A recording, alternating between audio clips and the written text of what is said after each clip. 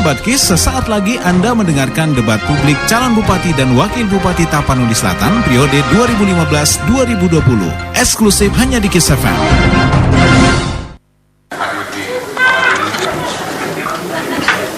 Yang saya sangi pendukung dari nomor 1, pendukung Muhammad Yusuf Sregar dan Gus Nasution, bapak-bapak, ibu-ibu sekalian. Pada pagi hari ini kita ucapkan syukur alhamdulillah kehadirat Tuhan yang Maha Kuasa yang memberikan kesempatan bagi kita semua untuk dapat bertemu kembali dalam debat yang kedua ataupun yang terakhir ini. Mudah-mudahan debat ini diridhoi Allah Subhanahu wa taala, dan siapapun nanti yang menjadi pemenang ini adalah kebanggaan dari masyarakat Tapanuli Selatan. Salawat dan salam atas junjungan kita Nabi besar Muhammad sallallahu alaihi wasallam. Hadirin dan hadirat semuanya.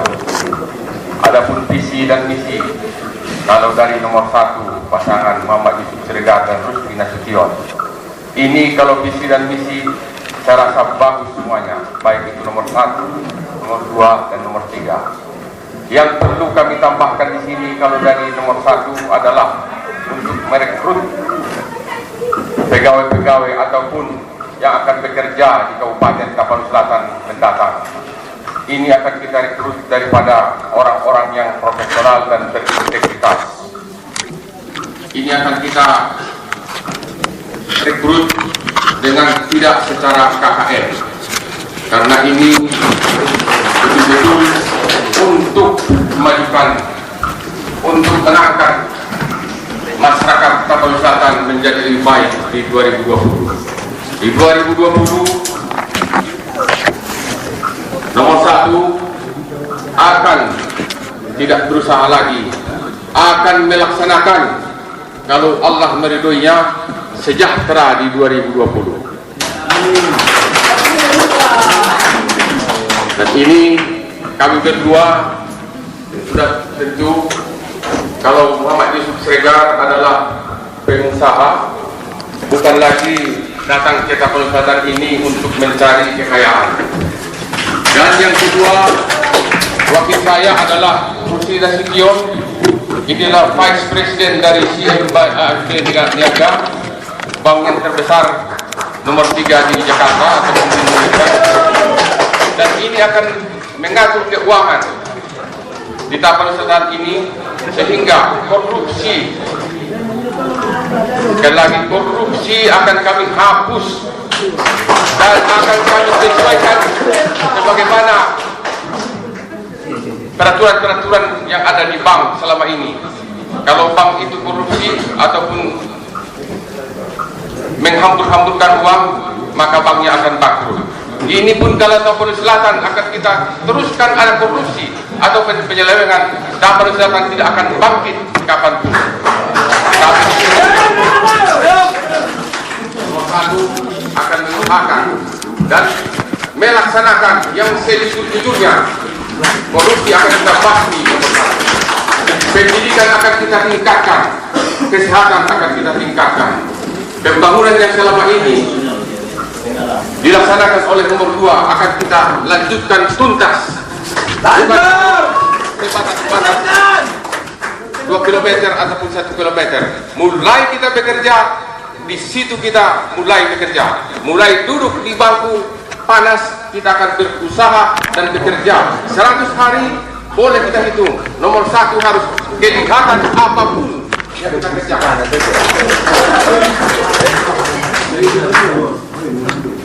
Di kantor bupati nanti akan kita usahakan ataupun kita bikin 14 staf khusus dari kecamatan masing-masing. Ini akan kita nyatakan setiap hari Jumat apa yang terjadi di kecamatannya. Jadi itu pembangunan ataupun seluruh yang kita harapkan dalam 1 bulan bisa kita evaluasi. Apa pekerjaan mereka, apa pekerjaan kita. Masyarakat Tapanuli Selatan maju, kita pun akan berusaha semaksimal mungkin agar kita itu bisa menjadi kebanggaan daripada masyarakat Tapanuli Selatan. Kita akan mengukir sejarah di Tapanuli Selatan ini, kalau kita diridhoi Allah Subhanahu wa taala, kita akan terukir namanya di Tapanuli Selatan, bahwa kita akan diingat masyarakat Tapanuli Selatan sepanjang masa sampai akhir hayat. Ini yang akan kita ukir. Kita bukan bekerja setengah-setengah, tapi kita bekerja sekuat tenaga, sekuat pikiran. Selama hayat dikandung badan, kita akan bekerja sampai batas-batas yang ditentukan untuk kita.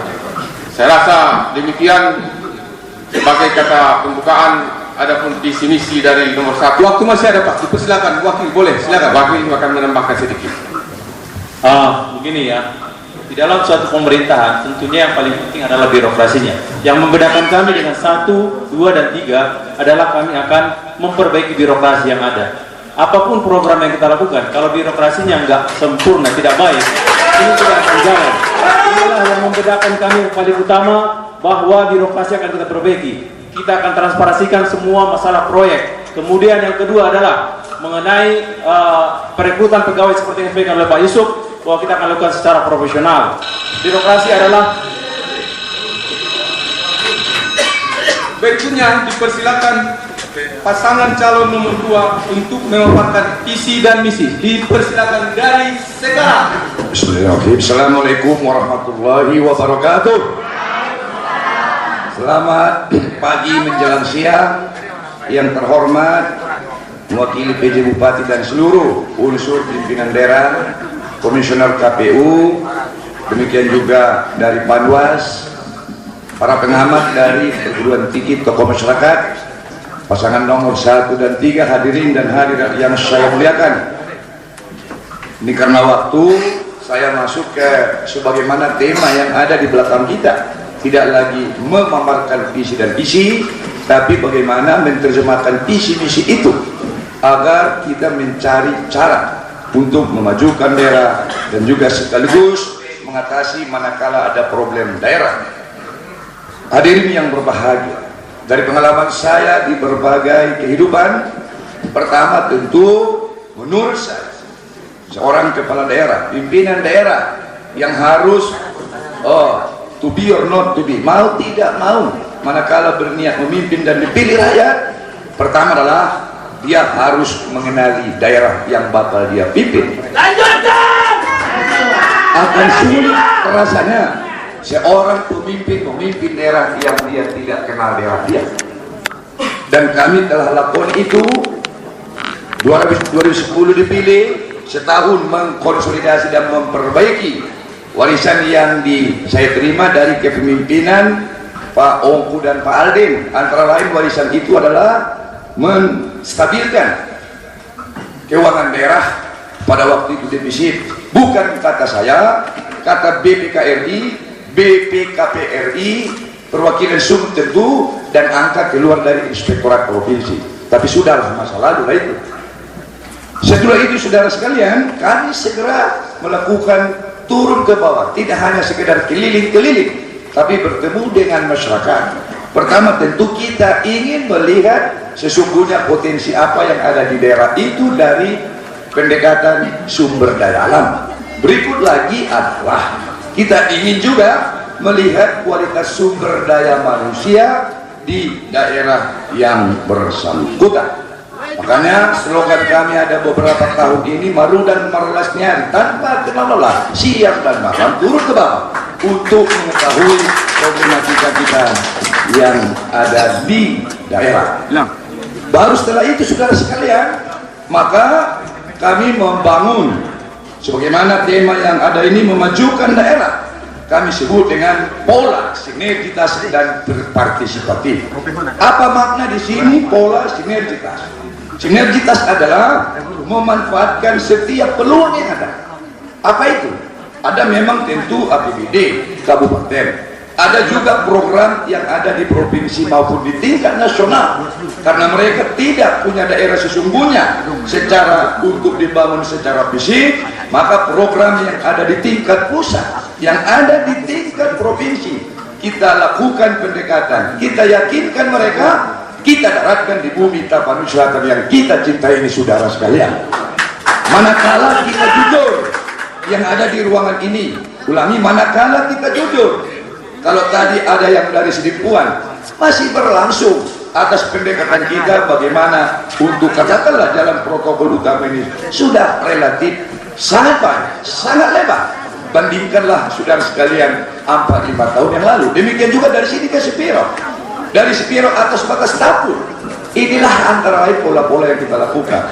Yang lain lagi adalah itu yang menyangkut katakanlah koridor jalan nasional, jalan utama kita. Program-program lain yang terkait dengan ini adalah untuk memajukan daerah dengan mengetahui potensi sumber daya alam dan sumber daya manusia dengan cara membangun pola sinergitas.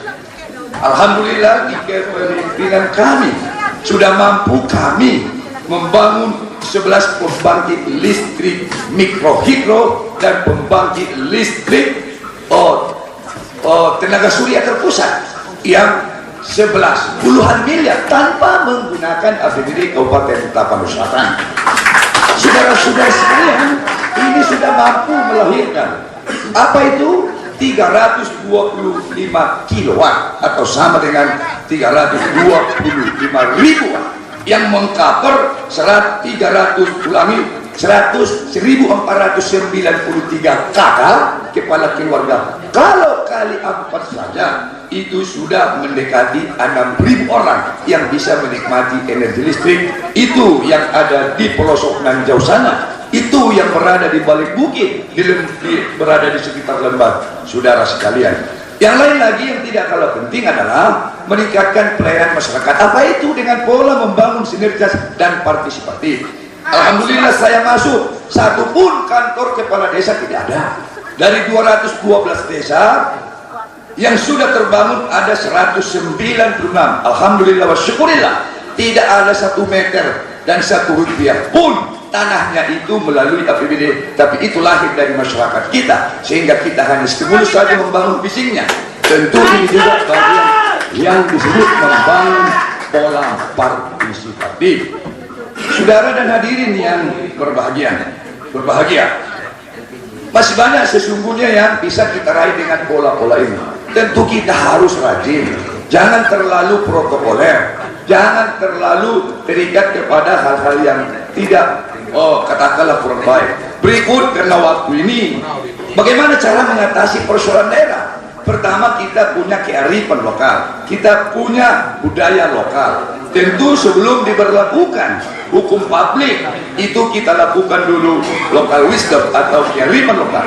Manakala setelah selesai tidak bisa dilakukan, maka tentu harus hukum publik yang dilakukan. Tapi kuncinya adalah bagaimana pejabatnya, pimpinannya menjadi contoh teladan, tidak hanya pidato.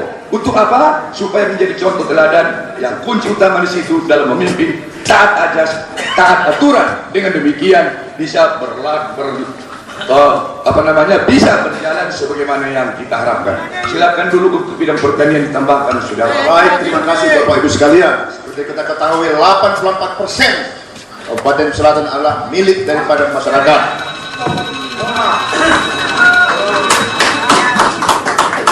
Baik, di akhir sesi 1 silakan pasangan calon nomor 3 memaparkan visi dan misinya. Mulai dari sekarang. Bismillahirrahmanirrahim. Assalamualaikum warahmatullahi wabarakatuh. Yang kami hormati Bapak Pejabat Bupati untuk pimpinan daerah, Bapak Ketua KPU dan seluruh komisioner KPU, Bapak dari Panwas, Bapak Ibu yang kami hormati. Kami dari nomor 3 untuk menyelesaikan persoalan tentu ada 3 langkah yang harus kita lakukan. Yang pertama adalah membenahi birokrasi yang ada untuk bisa lebih bertanggung jawab, bekerja dengan baik dan bekerja dengan sepenuh hati. Yang kedua adalah mencari persoalan yang ada di Tapanuli Selatan. Kami sudah menggambarkan beberapa fakta yang ada di daerah dengan 5 program strategis kami. Yang pertama adalah infrastruktur, banyaknya ruas-ruas jalan yang sangat tidak memadai ke daerah-daerah terpencil. Dampaknya apa? Mahalnya ongkos angkutan hasil-hasil pertanian. Yang kemudian soal SDM pertanian kita, tadi kandidat nomor 2 menyatakan 84%, boleh 82, boleh 85, terserah. Tapi menurut kami peran pemerintah terhadap sektor pertanian yang menjadi dominasi mata pencarian Telkomsel masih sangat minim. Kemudian yang ketiga faktanya adalah soal pendidikan dan kesehatan. tingkat pendidikan dan kesehatan kita, fasilitas dan prasarana saya pikir cukup, tapi sekali lagi seperti debat kandidat pertama saya sampaikan, tidak ada pendistribusian yang baik terhadap aparat pendidikan dan kesehatan. Nah, kemudian sektor ekonomi masyarakat, bahwa sekali lagi di dalam sektor ekonomi tentu erat kaitannya dengan pertanian. Kami ulangi bahwa minimnya dukungan pemerintah terhadap peningkatan ekonomi pada sektor pertanian. Yang terakhir persoalan kita adalah sosial budaya, yaitu pergeseran nilai-nilai budaya daerah. Nah, lalu langkah apa yang dilakukan? Tentu birokrasi yang kuat. Maka langkah-langkah pertama yang dilakukan tentang birokrasi ini, yaitu harus dilakukan harmonisasi antara orang-orang yang terlibat di pemerintahan daerah. Siapa itu? Yaitu bupati dengan aparatnya, unsur muspida, dan unsur-unsur lainnya yaitu pihak tokoh adat dan tokoh agama. Karena birokrasi tidak bisa berjalan sendiri tanpa peran sektor-sektor lainnya. Kemudian di bidang SKPD, menurut hemat kami adalah menempatkan orang yang tepat di jabatan yang tepat. Kemudian kami ulangi, tidak boleh ada transaksi dalam mendudukkan seseorang di jabatan apapun. Nah, berikutnya, untuk menyelesaikan persoalan harus ada penyusunan database. Menurut pengamatan kami, di semua tingkatan pemerintahan, terutama di tingkat kabupaten, sangat miskin data. Oleh karenanya, karena miskin data, maka perencanaannya tidak matang. Perencanaan yang tidak matang mengakibatkan pembangunannya menjadi tidak terorganisasi dengan baik. Nah, karenanya solusinya yang kami tawarkan, yang pertama, perbaiki birokrasi yang ada. Nah, kemudian untuk peningkatan kesejahteraan masyarakat terhadap berbagai persoalan yang kami sebutkan tadi, ada 5 hal, mulai dari infrastruktur, kemudian pertanian, ekonomi, budaya, pendidikan dan kesehatan. Langkah-langkah yang kita lakukan, yang pertama adalah percepatan pembangunan daerah terisolir yang kami sampaikan pada debat pertama akan tuntas 3 tahun. Caranya adalah dengan pola pemberdayaan masyarakat dan memberdayakan potensi TNI dan ABRI. Karena di dalam Undang-Undang 32 dan 34 tahun 2004 dimungkinkan TNI di luar perang bisa membantu pemerintah melaksanakan pembangunan infrastruktur di daerah-daerah. Dengan demikian, pola partisipasi ini bisa menghemat anggaran lebih kurang 50% dari apa yang ditenderkan selama ini.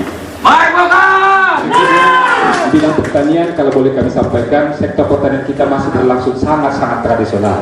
Oleh karenanya, kami ingin melaksanakan pertanian di 5 tahun ke depan harus mulai berorientasi kepada mekanisasi pertanian, kemudian peningkatan SDM petani kita, kemudian merubah petani menjadi masyarakat yang produksi, tidak hanya sekedar menghasilkan bahan-bahan mentah.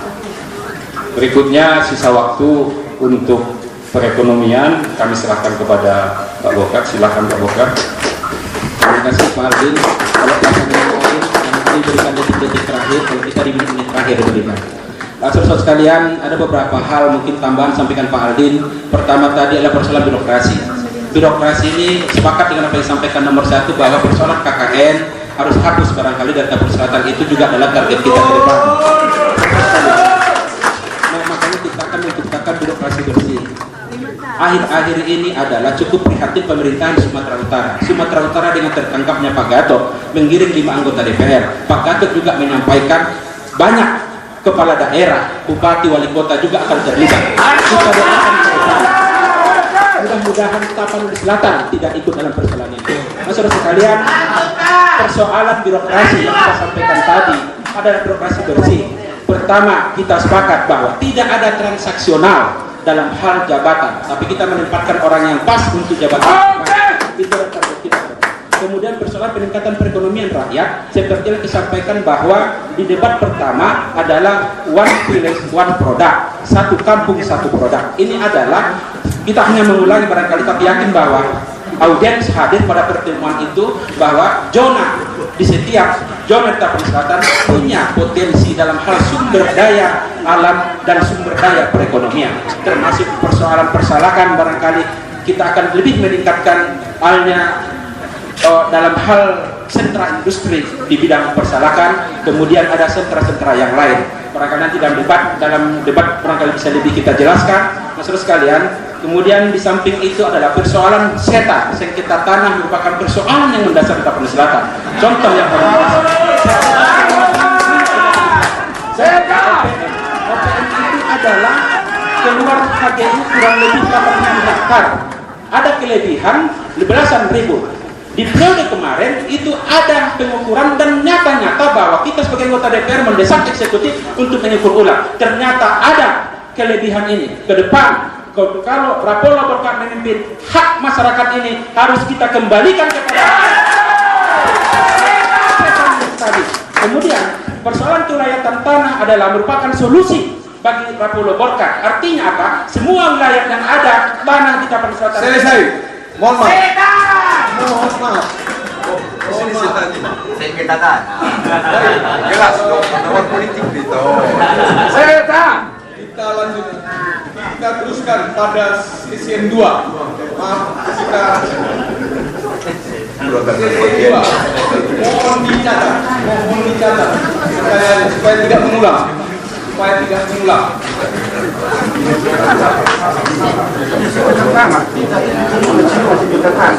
Waktunya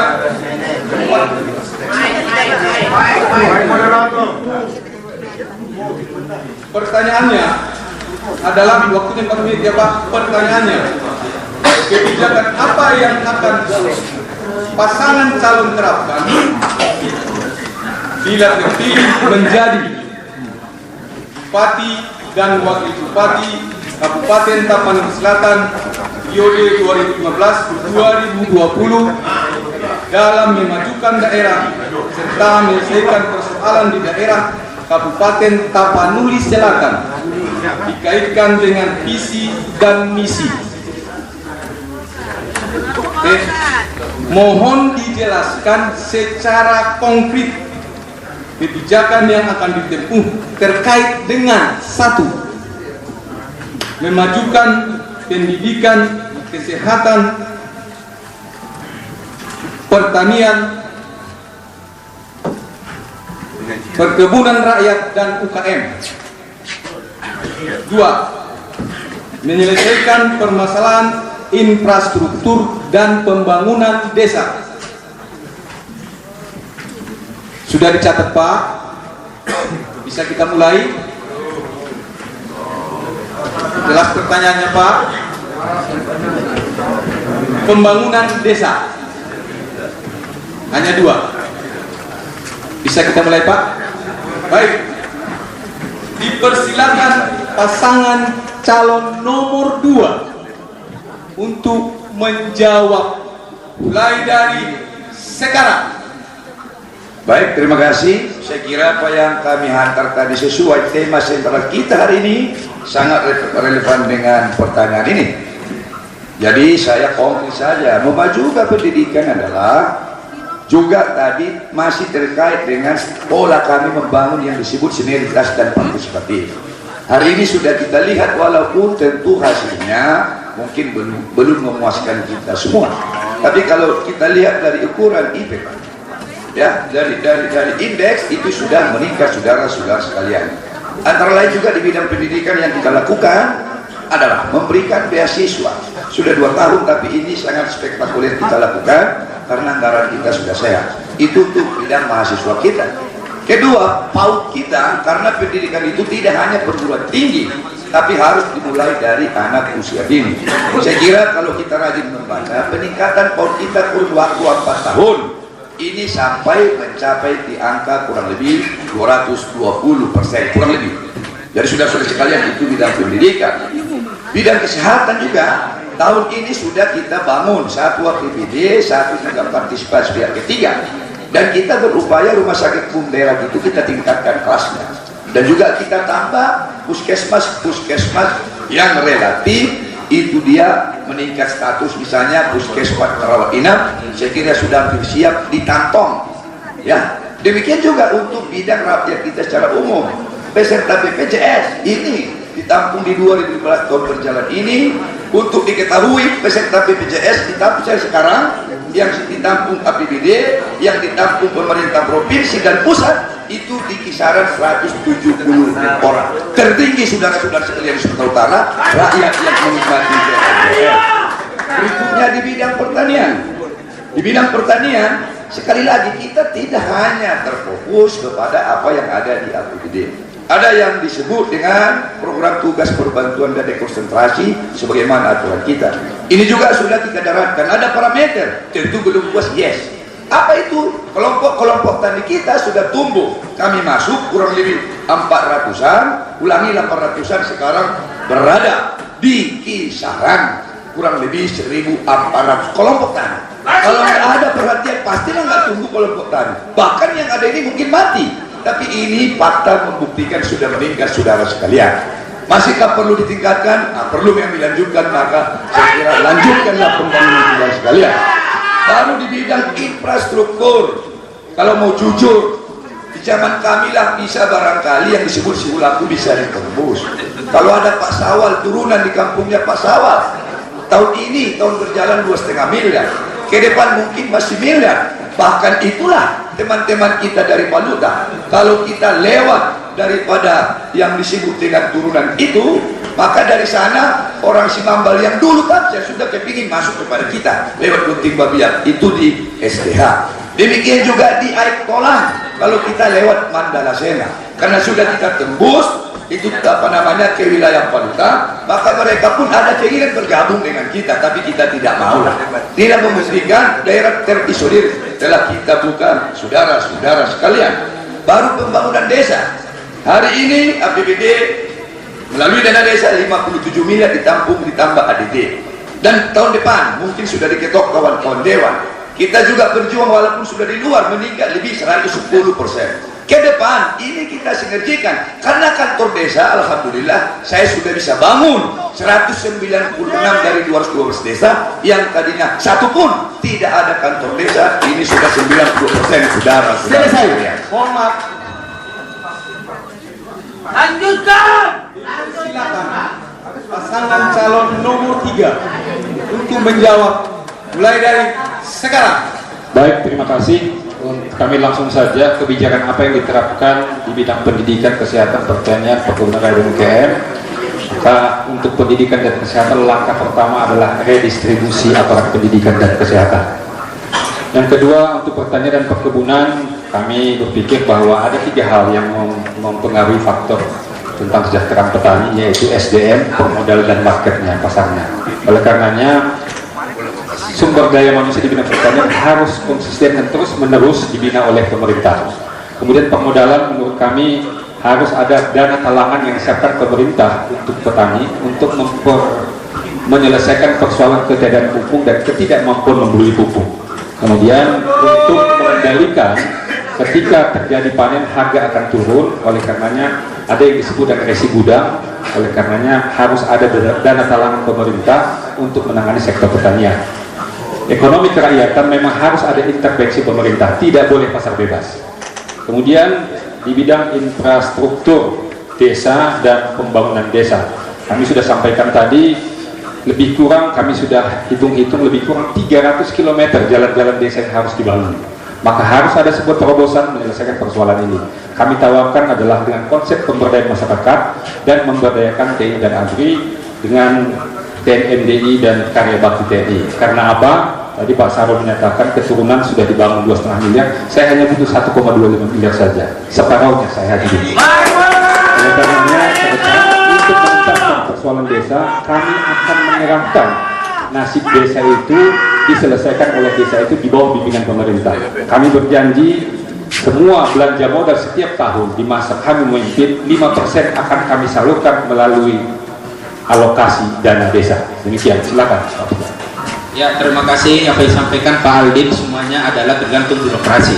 Birokrasinya ini saya bilang di awal tadi adalah kita ciptakan birokrasi bersih, kemudian kita ciptakan adalah birokrasi yang bergairah. Artinya apa? Bahwa kemudian di samping itu juga ada pendelegasian sebenarnya kepada setiap SKPD, bahwa bupati walaupun sebagai kepala daerah bukan ambil alih semua tugas daripada SKPD, tapi ada pembagian tugas, pembagian wewenang. Barangkali ini yang lebih mendasar dalam hal menciptakan apa tema kita dalam pembangunan, kemudian dalam tema membangun Tapanuli Selatan untuk lebih baik ke depan. Saudara sekalian, kemudian menambahi tentang infrastruktur desa. Infrastruktur desa itu kurang lebih adalah 300 km. Kita ke depan dalam 300 km ini kita, kalau Rapolo berkat memimpin itu dalam waktu 3 tahun, paling lama 3 tahun selesai. Persoalan jalan ke Sulambu, masyarakat Sulambu tidak lagi menjual hasil kebun itu ke Garoga Tapanuli Utara, tapi itu akan kita giring ke pasar-pasar yang ada di Tapanuli Selatan. Ini yang cukup mendasar persoalan di Tapanuli Selatan, ada persoalan infrastruktur. Yang 300 km itu barangkali dari anggaran belanja pembangunan fisik semua adalah kurang lebih 500 miliar. 300 kali 300 juta itu kurang lebih adalah 90 miliar dalam 3 tahun. Dibagi 3 adalah 30 miliar. Cukup 1 tahun, berarti cukup 5% dari 500 sekian miliar anggaran untuk membangun 300 km jalan yang terisolir untuk kita Selatan dalam hal untuk meningkatkan perekonomian rakyat di desa-desa terisolir. Barangkali demikian, saya kembalikan.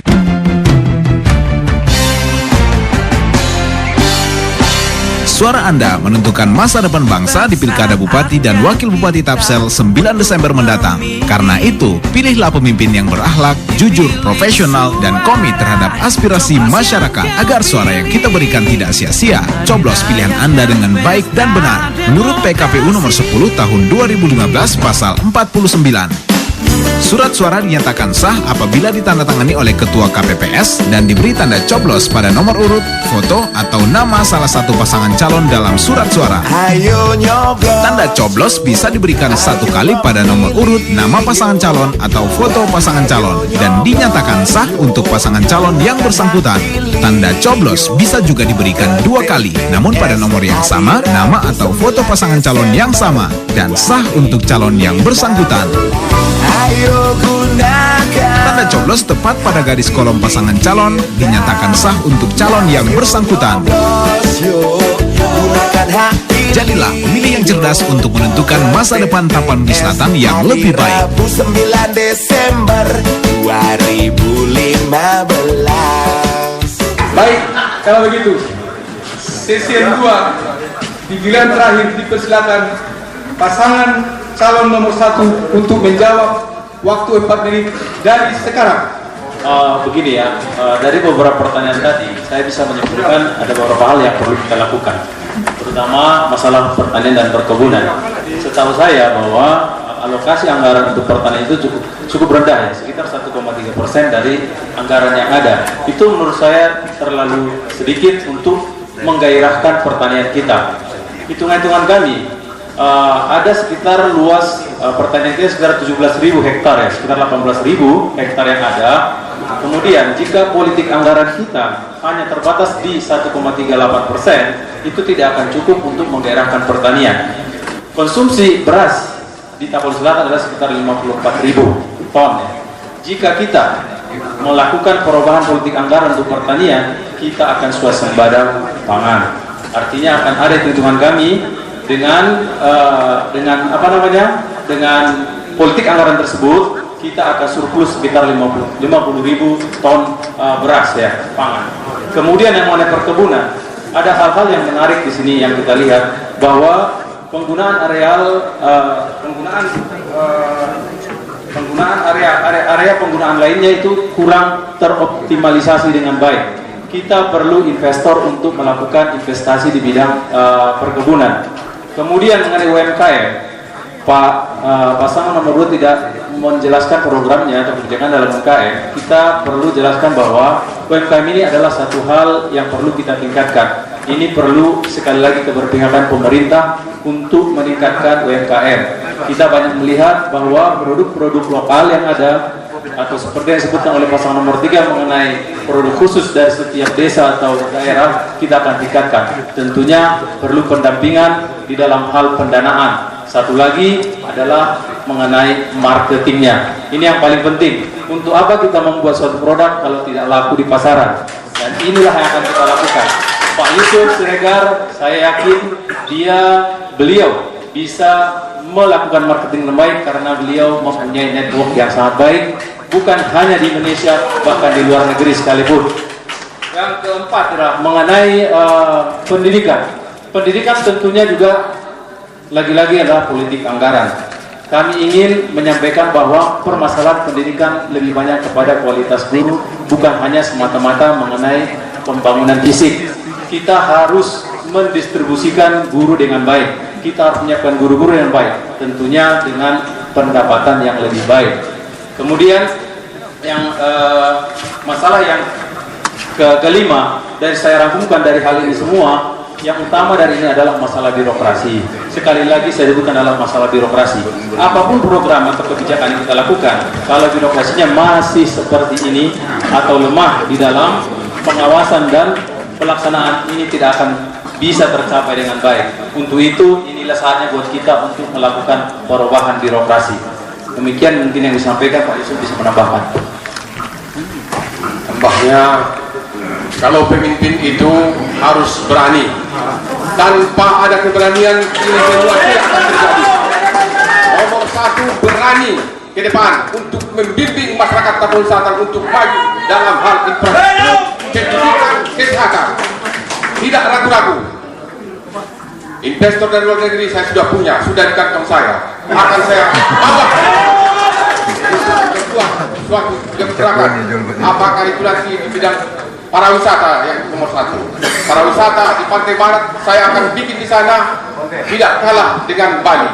Sebab pantainya cukup baik dan bersih. Demikian dari kami. Baik, selesai.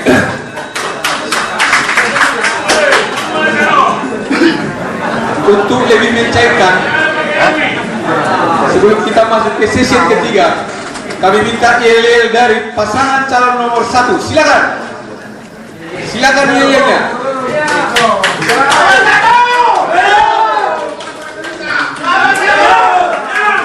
Baik, sudah. Silakan pasangan calon nomor 2 yel-yelnya. Lanjutkan. Sudah. Silakan pasangan calon nomor 3 yel-yelnya.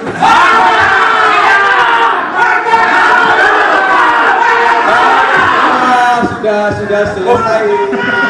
Menambah sudah. Masuk ke sesi yang 3.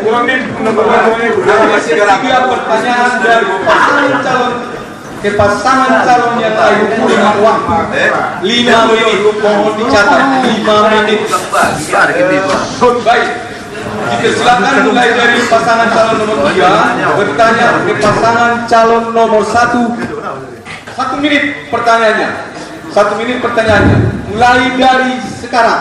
Baik, tadi Pak Yusuf mengatakan di awal bahwa kalau diteruskan korupsi, Tamsil ini akan bangkrut. Saya menangkap kalimat bahwa selamanya ada korupsi. Tolong dijelaskan dan indikatornya apa saja. Demikian, terima kasih. Mantap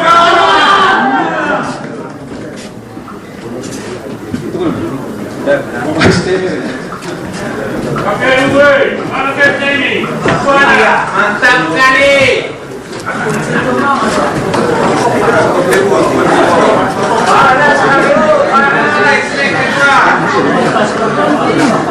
Hari cepat kali Pak.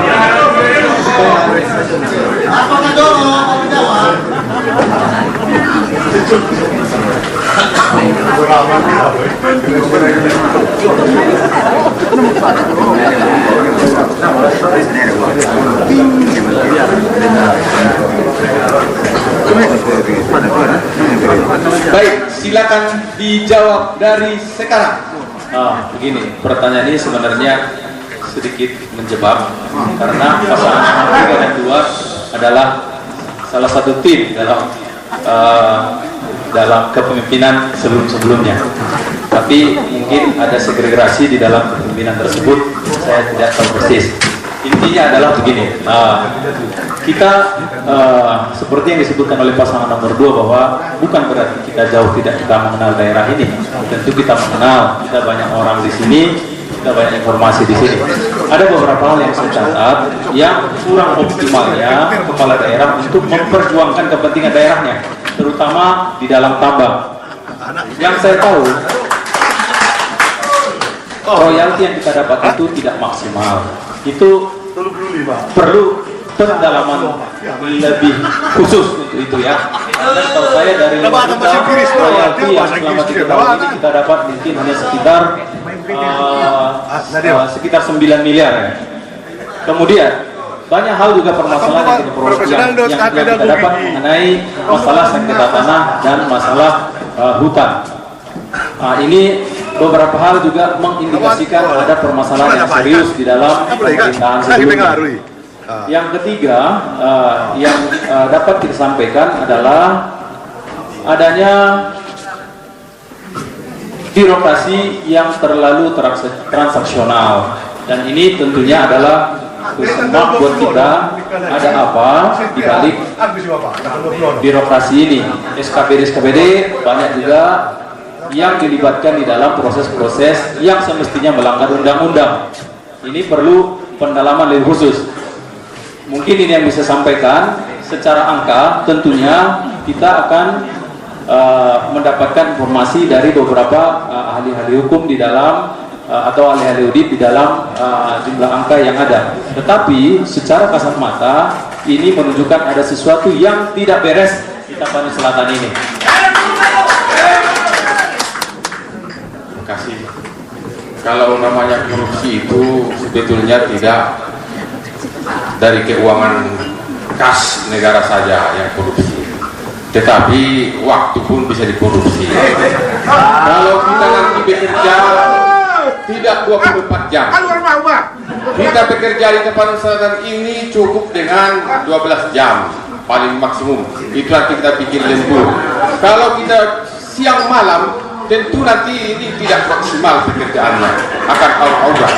Di sini yang namanya korupsi sebetulnya banyak sekali kategorinya. Kalau kita lihat guru-guru yang mau menjadi kepala sekolah juga harus membayar UPT. Kalau kita lihat juga mau masuk PNS harus bayar. Ini kalau kita nanti yang memimpin di sini ini semua dihapus. Guru-guru yang tertingkat yang bisa pintar itu kita akan jadi kepala sekolah tanpa bayar. Inilah salah satunya yang termasuk kategori daripada kalau sekarang sebetulnya bukan korupsi lagi, dari terhadus namanya. Gratifikasi. Aswadus, ulang Makassar tuh gratifikasi. Gratifikasi untuk masa depan kita akan hapuskan. Demikian. Terima kasih. Masih ada waktunya 10 detik lagi. Artinya orang yang barulah yang bisa membersihkan apa-apa yang sudah kotor selama ini. Itu adalah orang yang baru dalam hal ini. Mungkin saya sampaikan. Baik. Dipersilakan kembali pasangan calon nomor 3 bertanya ke pasangan calon nomor 2. Mulai dari sekarang. Terima kasih moderator. Tadi apa yang disampaikan pasangan nomor 2 ketika pemaparan visi-misi tentang meningkat kesejahteraan di Tapanuli Selatan, saya lihat belum ada yang menyentuh. Kenapa? Ketika pasangan ini menyampaikan lebih banyak adalah program-program dari pusat, program-program dari APBD Provinsi tingkat 1, itu yang lebih banyak. Karena ada contoh tadi adalah termasuk persoalan jalan, kemudian persoalan listrik tenaga hidromikro. Pertanyaannya adalah persoalan listrik tenaga hidromikro ini adalah itu program nasional. Jauh-jauh sebelumnya sudah inventarisir dan didata daerah-daerah terisolir yang belum punya lampu. Tadi Pak Sahrul menyampaikan ada 11 desa. Coba gambarkan, sebutkan sama kami mana yang 11 desa tersebut. Walaupun ini program APBN, program pusat, barangkali yang sering, dan ini adalah program dari pemerintah sebelumnya. Barangkali ini Pak Sahrul kami kemudian. Assalamualaikum warahmatullahi wabarakatuh.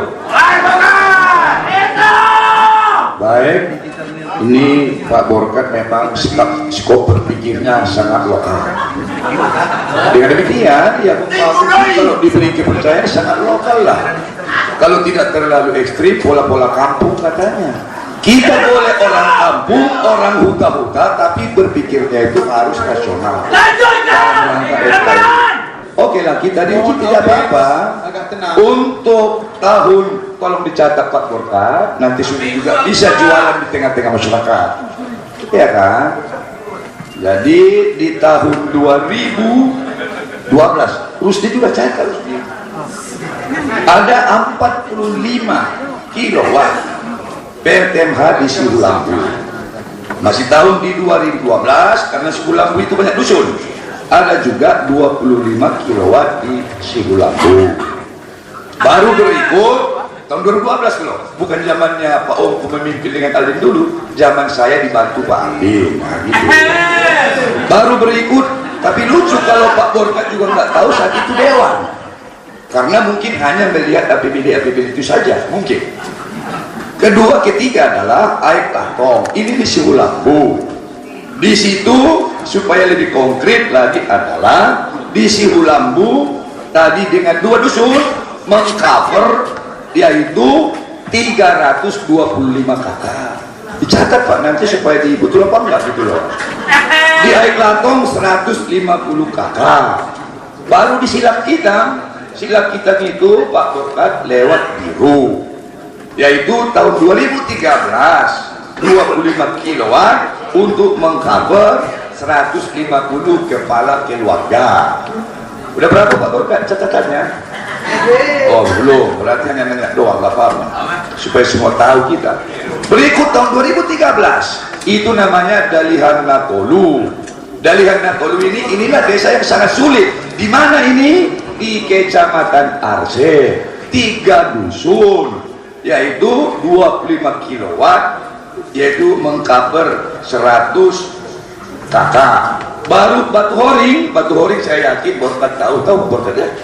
Batu Horing itu batu hula belok kanan di Batang Toru yang banyak ononia. Itu adalah juga 15 kilowatt dibangun 2013 dengan 100 kakak kurang lebih yang bisa di-cover. Baru yang mana lagi? Tahun 2013. Pertama kali ini kita perjuangkan. Ya. Pertama kali pas waktu ini. Pertama kali kita perjuangkan dan PLTS terpusat. Mudah-mudahan Borkat tahu apa yang dimaksudkan itu, pembangkit listrik tenaga surya terpusat, tidak yang parsial-parsial. Itu adalah 20 kilowatt, yaitu mengcover 30 keluarga di Mandala Sena, Kecamatan SPH. Baru di mana lagi? Baru masih tahun 2014, yaitu di Pargaruta Luar Karangan 100 kakak kurang lebih 20 kilowatt. Baru Tangga Batu di kampungnya Kecamatan Pak Borkat yang Pola Barat, yaitu 100 kakak tercover 25, ulangi 70 dan 15 kilowatt. Berikutnya sedang berlangsung hari ini, silakan lihat yang masih kita perjuangkan di Muara Ufu 30 kilowatt, dan sedang berlangsung sekarang 40 kilowatt di Huta Baru. Ini dekatnya kampungnya Pak Rambedeon yang terhormat dengan Tanjung Baru, 40 kilowatt sedang berlangsung sekarang, yaitu 150 kakak yang tercover. Sedang berlangsung lagi yang sebut-sebut tadi Aikila itu, yaitu di Tapus Naboa tahun ini sedang berlangsung. Ini juga 10 kilowatt. Yakin Pak Borkat ini tidak runtuh dari langit saja, tapi saya yakinkan pemerintah pusat. Terima kasih. Mudah-mudahan sudah dicatat Pak Borkat.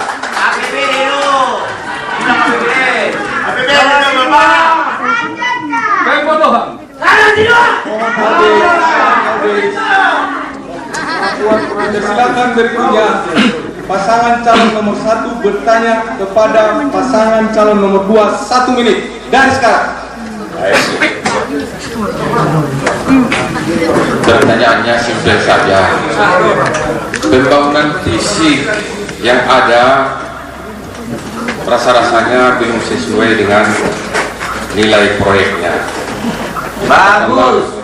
Kalau tadi kita bicara di Muarapu, kalau pembangunan infrastruktur yang ke Siais lebih baik kalau kita bandingkan ke Muarapu.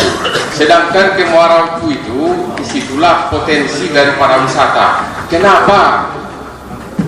Kenapa tidak ke Muarapu yang diprioritaskan? dan tolong bersama. Baik, ini Tunggu, sabar Pak. Saya mungkin menambahkan saja pembangunan seperti yang disebutkan oleh Pak Pasar, banyak pembangunan yang dilakukan, cuman kita serasa-rasanya pembangunan fisik yang ada tersebut kok tidak seperti nilai proyek. Selesai. Stop. Dipersilakan pada pasangan calon nomor 2 untuk menjawab dari sekarang. baik, terima kasih. Ini soal mana yang skala prioritas. Ada dulu yang saya terjemahkan. Memang orang ini pencipta nomor 2, pertanyaannya 2 pula, orangnya pun 2, nggak apa-apa deh. Ya, pertama, kenapa semacam didahulukan ke selatan lah itu Pak? Berarti si Ais daripada Muara Oku. Untuk Bapak ketahui Pak, itu kalau ke si Ais menghubungkan koridor kota Sitipuan dan nanti tembus ke Amborlang Pak. Sedangkan kalau ke Muara Oku bukan kita tinggalkan, tapi itu mentok sampai di situ. Ini strateginya. Kedua, dengan meyakinkan pemerintah pusat seperti itulah, maka dapatlah kita dana alokasi khusus dari pusat. Makanya harus pintar kita, kalau tidak nggak mungkin PAD semua palsu. Tapi bukan berarti tertinggal yang namanya itu Muara Oku. Kalau Bapak terakhir ke sana 2 tahun terakhir itu belasan miliar sudah lewat ke Lampung Raya Pak. Sudah mengarah ke Manopas. Bahkan memang saya setuju itu satu saat barangkali nanti Muara Oku kita kembangkan, iya. Tapi tentu kalau kita sempurnakan ke situ tertinggal daerah lain. Itu makanya selalu saya sebut membangun pola sinergi. Kalau kita bangun sebuah program kena di pikiran pemerintah pusat, maka dia turunkan program dia, dijalankannya program dia Tapsel sekaligus dan dia tiba-tiba bantu kita. Kalau nggak cerdas kita PAD saja yang kita olah-olah antara DPRD dengan bupati, saya kira tidak seperti yang sekarang APBD kita. Jadi itu sesungguhnya soal strategi. Yang kedua, yang berikut adalah memang sekali lagi yang disebut dengan Liang Pola Selatan sampai ke Siais itu adalah jalan menghubungkan koridor jalan nasional, dan itu banyak dibantu dan termasuk dan Transgas. Ini tentu kita perjuangkan. Jadi tidak bermaksud membedakan. Ini strategi. Kalau tidak seperti itu, hanya sekali lagi maka kue-kue yang ada di pusat maupun di provinsi itu cenderung akan sulit mendarat di bumi Tapanuli Selatan. Supaya Pak Yusuf tahu, kalau tahu Bapak Sirocitan, kalau tahu tentu, kalau nggak tahu ya sulit, tapi nggak apa-apa. Itu juga dibantu teman-teman kita dari Cikakarya pusat. Tidak mungkin semua APBD Tapsel. Nah ini kan soal strategi membangun. Kita bangun sedemikian, ada program Cipta Karya, Bina Marga di pusat, bisa dia nongkrong di situ, sehingga ada memang konsekuensinya adalah ada yang komik, ada juga yang tidak lapen. Nah, ini konsekuensi dari strategi membangun. Tentu ini akan bisa dilakoni manakala kita sudah memimpin, barangkali ya. Kalau tidak rajin membaca, tahu aturan, barangkali ini bisa diwujudkan di masa-masa. Berikut lagi masih ada waktu, dikesankan ada sejumlah program itu tidak sama atau relatif barangkali diasumsikan. Ini tentu asumsi Pak Rusdi. Apa itu asumsinya? Tidak sebanding uang yang ada dengan barangkali kualitas. Untuk kita ketahui Pak Rusdi, ini setiap yang namanya program diawasi BPK, BPKP, Inspektorat Provinsi, Irjen lagi. Alhamdulillah di zaman saya lah WTP Tapsel Pak. Itu salah satu parameter. Itu tentu belum 100% jaminan, yes. Tapi itu salah satu parameter. Zamannya Ongko dengan Aldin hanya sekali WDP tahun 2007. Saya terima sudah disclaimer, sudah tidak wajar. Tapi di zaman saya lah 3 kali dia wajar dengan pengecualian. Terakhir kita WTP dengan grid tertinggi saudara sekalian.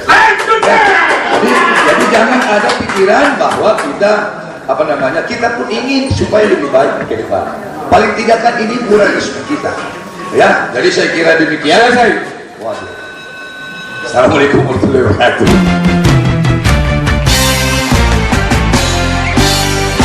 Suara Anda menentukan masa depan bangsa di Pilkada Bupati dan Wakil Bupati Tapsel 9 Desember mendatang. Karena itu, pilihlah pemimpin yang berakhlak, jujur, profesional, dan komit terhadap aspirasi masyarakat agar suara yang kita berikan tidak sia-sia. Coblos pilihan Anda dengan baik dan benar. Menurut PKPU nomor 10 tahun 2015 pasal 49. Surat suara dinyatakan sah apabila ditandatangani oleh Ketua KPPS dan diberi tanda coblos pada nomor urut, foto, atau nama salah satu pasangan calon dalam surat suara. Ayo nyoblos. Tanda coblos bisa diberikan satu kali pada nomor urut, nama pasangan calon, atau foto pasangan calon, dan dinyatakan sah untuk pasangan calon yang bersangkutan. Tanda coblos bisa juga diberikan 2 kali, namun pada nomor yang sama, nama atau foto pasangan calon yang sama, dan sah untuk calon yang bersangkutan. Ayo gunakan. Tanda coblos tepat pada garis kolom pasangan calon dinyatakan sah untuk calon yang bersangkutan. Jadilah pemilih yang cerdas untuk menentukan masa depan Tapanuli Selatan yang lebih baik. 9 Desember 2015.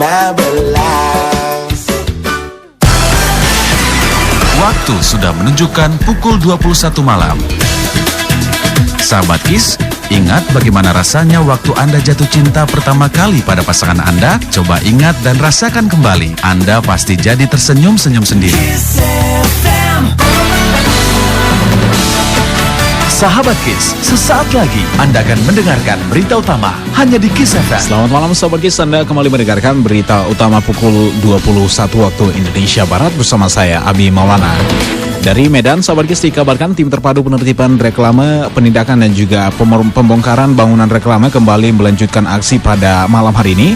Di tengah guyuran hujan deras, Sahabat KIS, sejumlah 7 papan reklame ilegal yang didirikan di 13 ruas jalan bebas reklame dibongkar.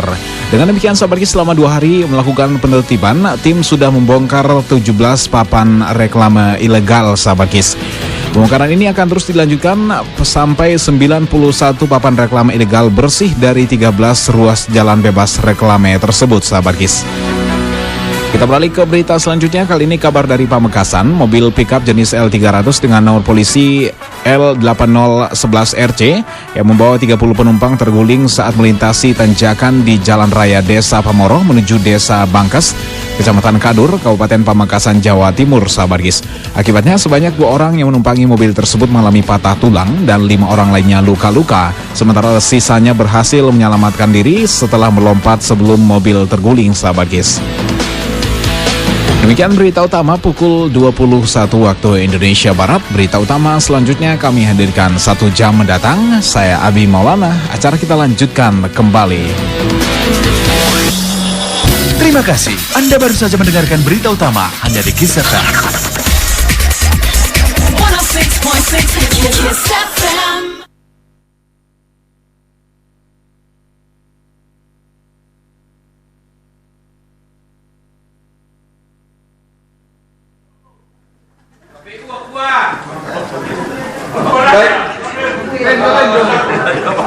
Silakan kembali pasangan calon nomor 2. Ditanya ke pasangan calon nomor 3. Satu menit, Pak. Baik, terima kasih. Di tadi saya ingin juga supaya tidak lari dari koridor yang statement yang disampaikan. Pertama adalah berkaitan dengan warisan-warisan masalah yang saya terima dibawa dari kepemimpinan Pak Ongki dan Pak Aldin. Contoh OPM. Kenapa dulu zaman Pak Aldin dan keluarga DPRD di situ dan zaman Pak Bupatinya Pak Ongku kalian tidak selesaikan OPM ini? Kalian wariskanlah itu juga menjadi bagian dari kita.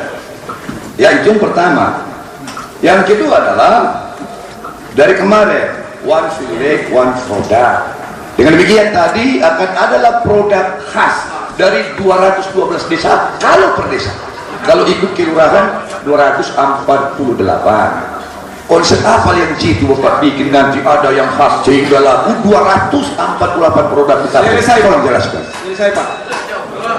Silakan. Baik, yang pertama dari sekarang. baik soal OPM, saya pikir tetap memang penanggung jawab utama itu nomor 1. Saya tegaskan di masa Pak Ongku terjadi pengkhianatan oleh beliau. Saya di kampanye 2010 bersama Pak Saru, saya nyatakan di Tapsel terjadi penjajahan yang memfasilitasi Ongku. Saya sebut itu. Dan hari ini saya bilang Pak Saru tidak punya kemauan yang kuat menyelesaikan itu. Itu jawaban saya. Tapi kalau saya nomor 1, saya akan selesaikan itu. Dengan segala kemampuan kewenangan yang ada pada bupati. Kemudian soal OPOP. saya pikir jangan diterjemahkan satu desa satu opo, zona wilayah. Jadi tidak harus 248 Pak Sarul. Tapi silakan lanjutkan Pak. Terima kasih, ini menarik juga ini. Saya juga ikut sebagai pelaku persoalan OPM sebagai anggota DPR. Pak Sarul tadi mengkaitkan dengan saya sebagai anggota DPR bahwa komitmen pertama pasangan Sahrul dengan Rapolog ikut Partai Amanat Nasional membuat sebuah MOU untuk bagaimana PAN untuk bisa mendukung pasangan ini. Pertama adalah penyelesaian persoalan OPM harus tuntas kalau seandainya pasangan memimpin. Kenapa? Karena ada pengkhianatan di masa periode kemarin, makanya Pak Aldin Rapolo meninggalkan Pak Ongku dan beralih pasangan dengan Pak Sahrul. Ini persoalan komitmen ke depan. Sehingga ketika 3 bulan kurang lebih masyarakat Binasari nginap di DPR Tapanuli Selatan karena desakan itu adalah semacam kesepakatan DPR dengan eksekutif untuk mengukur kembali lahan-lahan yang disengketakan. Setelah ada kelebihan, artinya karena peluang kebijakan ada pada nomor 1 pada saat itu, barangkali ini tidak selesai. Tapi ke depan saya sampaikan, walaupun dalam hal sebuah pendidikan barangkali program kami ke depan program bayar utang yang tidak selesai pada periode sebelumnya. Kemudian Pak Sahrul, saya sampaikan di debat yang pertama adalah jangan dikategorikan satu desa satu produk itu, tapi saya simpulkan kemarin adalah per zona. Itu juga diamini oleh pasangan nomor 1. Per zona saya sampaikan. Per zona itu adalah di zona Angkola Barat sekitarnya ada salak produk yang ada di sana, kemudian ada sumber-sumber danus yais yang merupakan bisa memproduksi ikan-ikan. Ini barangkali yang harus kita kembangkan ke depan. Kemudian zona berikutnya, zona 2 kita ambil adalah Sipirok sekitarnya. Ada aren, kemudian ada tenun, ada kopi. Ini yang akan kita kembangkan ke depan. Kemudian di zona 3 Batang Angkola sekitarnya adalah bagaimana kita ke depan bahwa persoalan pertanian, sumber daya pertanian barangkali bisa lebih kita tingkatkan. Karena apa? Karena daerah zona 3 ini adalah daerah agraris yang bisa kita kembangkan ke depan. Barangkali kita jadi untuk menyegarkan ingatan kita bersama-sama, di sini banyak mantan saya kasih satu ya. Saya kampanye tegas mendampingi Pak Sarul. Saya sampai disomasi oleh Pak Ongku. Itu adalah alasan kuat saya menyatakan bahwa Pak Ongku adalah pengkhianat terhadap kepentingan rakyat. Yang kedua, Pak Sarul hari ini belum menyelesaikan persoalan sana. Indikatornya jelas, Pak. Di sana ada izin usaha perkebunan yang dikeluarkan pada bulan Juni 2010. Pertanyaannya, bolehkah IUP selama 5 tahun tidak dihadirkan? Saya pikir jawabannya tidak. Tapi tidak ada sanksi apapun dari pemerintah Kabupaten. Demikian tambahan saya tentang OPM. Assalamualaikum warahmatullahi wabarakatuh. Masih ada waktu 22 detik lagi. Cukup. Lanjutkan Bang Bagus.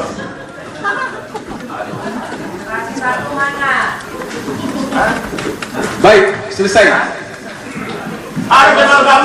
Sesi 4. Pertanyaan audiens pada masing-masing pasangan calon. 4 orang penanya, mulai dari unsur akademisi, tokoh masyarakat, mahasiswa dan pers. Waktu bertanya 1 menit dan nanti paslon menjawab 4 menit. Karena memang yang diundang banyak sekali, kami berharap cukup mewakili akademisi 1 orang karena waktunya sangat singkat. Kemudian tokoh masyarakat 1, mohon berembuk, mahasiswa 1, pers 1 supaya lebih tertib. Kami persilakan. Dimulai dari tokoh, dari akademisi. Kami persilakan menyebutkan nama ya. 1 menit.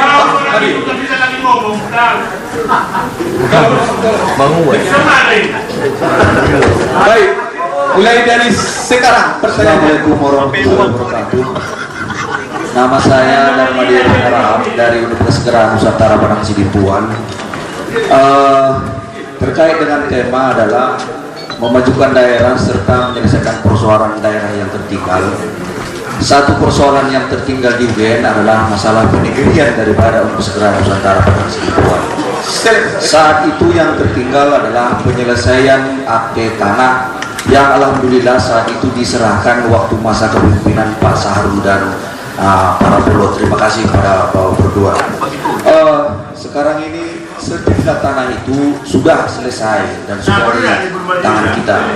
Yang ingin saya tanyakan, yang pertama adalah bagaimana komitmen daripada bapak-bapak pasangan bertiga terkait dengan usaha-usaha apa saja yang akan bapak lakukan jika terpilih menjadi bupati terkait dengan penegrian daripada UGN ini, karena penegrian UGN ini adalah merupakan salah satu sektor yang bisa memajukan daerah Tambun Selatan. Yang kedua adalah yang terkait dengan persoalan penegrian ini adalah dana pendamping di saat UGN ini akan memasukkan menjadi akan negeri.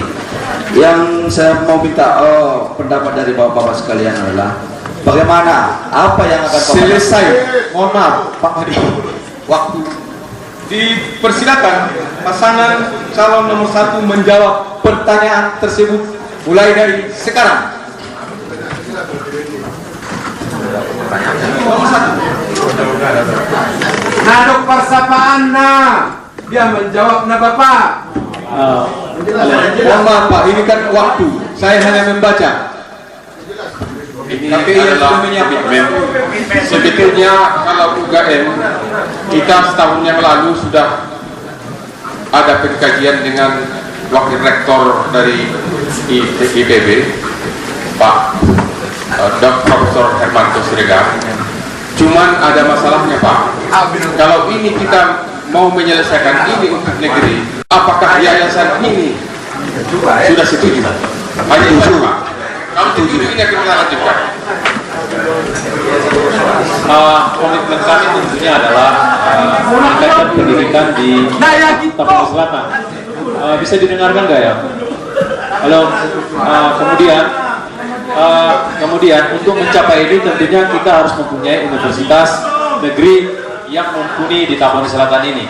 Saya mengikuti proses penegrian UGN ini memang agak tersendat-sendat, terutama di masalah lahan sekitar 3 tahun yang lalu.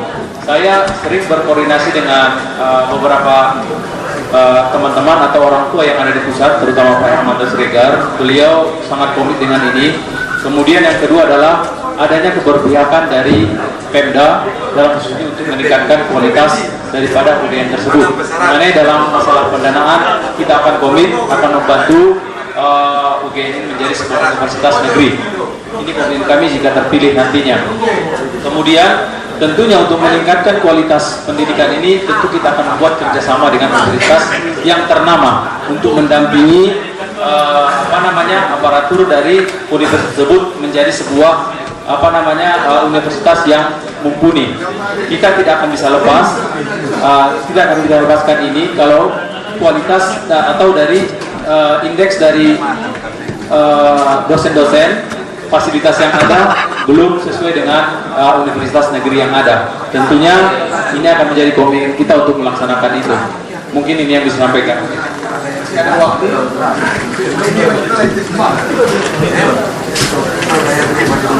Kemudian begini ya, saya ada satu ini, saya ingin sampaikan bahwa kita akan menghindari politisasi di dalam pendidikan. Saya banyak mendengar bahwa politik atau personal interest dari kepala daerah itu sangat sangat menginterfere dari kegiatan kampus. Kita akan memberikan independensi ke dalam kampus untuk berkembang dan maju. Tidak, kita akan melakukan politik transaksional di dalam pembangunan pendidikan. Mungkin ini yang menjadi concern kita agar nanti Tambun Selatan ini menjadi sebuah sumber daya yang mumpuni. Artinya kita punya universitas negeri di mana semua daerah atau kecamatan yang ada atau Tabaksel lama akan menjadi rujukan bagi universitas yang ada ini nantinya UGN tersebut. Mungkin yang disampaikan Pak.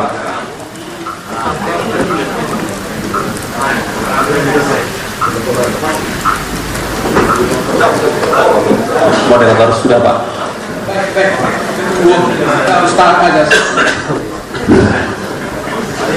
Baik, selesai. Dipersilakan pasangan calon nomor 2 menjawab pertanyaan tersebut.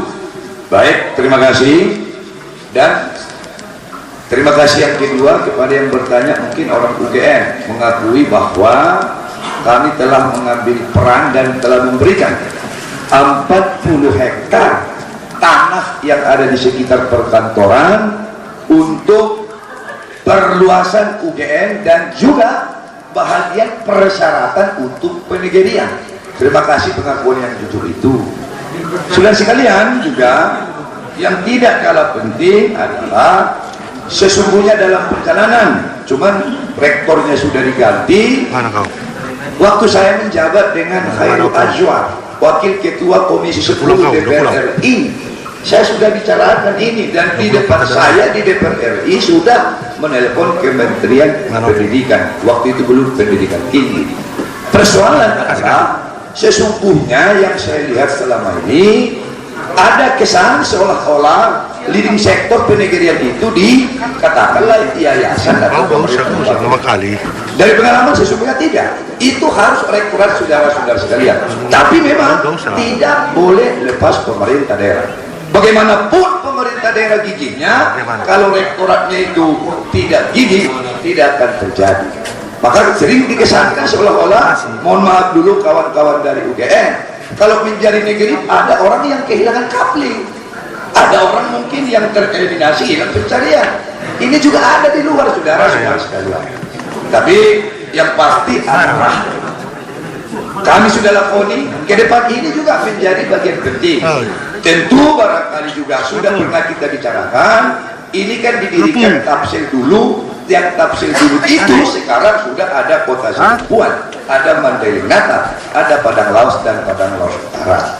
Tapi tolong diingat, tidak hanya bobot itu penegerian ini katakanlah sampai 70-80% di yayasan atau di pemerintah daerah tersebut, tapi pasti rektorat punya peran yang penting di situ. Bahkan untuk sertifikasi tanah ini saya giring sampai pusat melalui saudara Bahru, kepala BPN waktu itu. Sekarang Bahru itu, ini orang Aceh mohon maaf, sekarang sudah kepala Kanwil BPN di Maluku Utara. Saya suruh kawal saudara-saudara sekalian. Jadi nggak usah ragu kalau kita nanti dilanjutkan ke pemimpinan, insya Allah ini akan kita selesaikan. Dan saya kira usahakan UGM, saya tidak bermaksud ria, tangan saya lah yang memberi jaminan untuk stay sekolah tinggi agama Islam negeri naik kelas menjadi IAIN saudara-saudara sekalian. Padahal tidak ada kaitan secara administratif pemerintahan, tidak ada kaitan Kota Sibuan dengan Tapsel. Tapi saya tahu anak-anak Tapsel juga banyak yang menjadi mahasiswa di IAIN. Jadi oleh karena itu jangan ragu yang bertanya, lanjutkan kepemimpinan, nanti insya Allah saudara sekalian akan kita negerikan. Ya, jadi saudara sekalian, kalau ada orang adik-adik dari UMTS, ada alumni UMTS, ini pun kita dorong supaya tumbuh kembang dengan baik. Demikian juga sekolah tinggi apa sedikit itu, tentu Pemkab dimanapun berkepentinganlah supaya dunia perguruan tinggi ini tumbuh maju dan berkembang. Apalagi ada semangat di Tapsel Najului, Tapsel yang dulu itu belum mati semangat, satu saat menjadi sebuah provinsi yang disebut dengan Provinsi Sumatera Tenggara. Jadi kalau soal UGM, ya sinergitas sudah dibangun Pak, dan mari sudah lakoni itu. Cuma waktu itu mungkin kadang-kadang beda sisi pandang rektorat, yayasan maupun pemerintah di satu sisi. Terima kasih. Assalamualaikum warahmatullahi wabarakatuh. Silakan paslon nomor 3 menjawab pertanyaan tersebut dari sekarang. Baik, ada dua masalah tadi ditanyakan, satu soal komitmen, yang kedua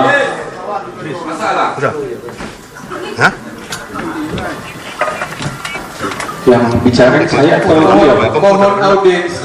Yang menjawab saya atau beliau? Mohon audiens. Baik, ada dua masalah tadi ditanyakan, satu soal komitmen, yang kedua kesiapan anggaran pendampingan ketika di awal UGM itu menjadi negeri. Yang pertama, soal komitmen, saya pikir pendidikan adalah pintu gerbang menuju hidup sejahtera. Maka sebuah keniscayaan apapun yang pendidikan harus diperjuangkan. Kami jelaskan pada debat kandidat yang pertama bahwa Tapsel ini kilometer 14, kilometer barat, 400 km dari Medan, 400 km di Kuanggar dan Baru, 400 km dari Padang. Ini adalah posisi yang sangat strategis untuk segera berdiri di lintas negeri. Nah, saya pikir langkahnya, saya pikir tidak boleh ada yang saling menyalahkan yayasan, rektorat dan Pemkab. Ini adalah tiga posisi yang harus saling mendorong. Nah, oleh karenanya sengketa, kalau ada sengketa antara yayasan dan rektorat, ini dilakukan pembina. Pembina itu adalah bagian dari pemerintah kabupaten.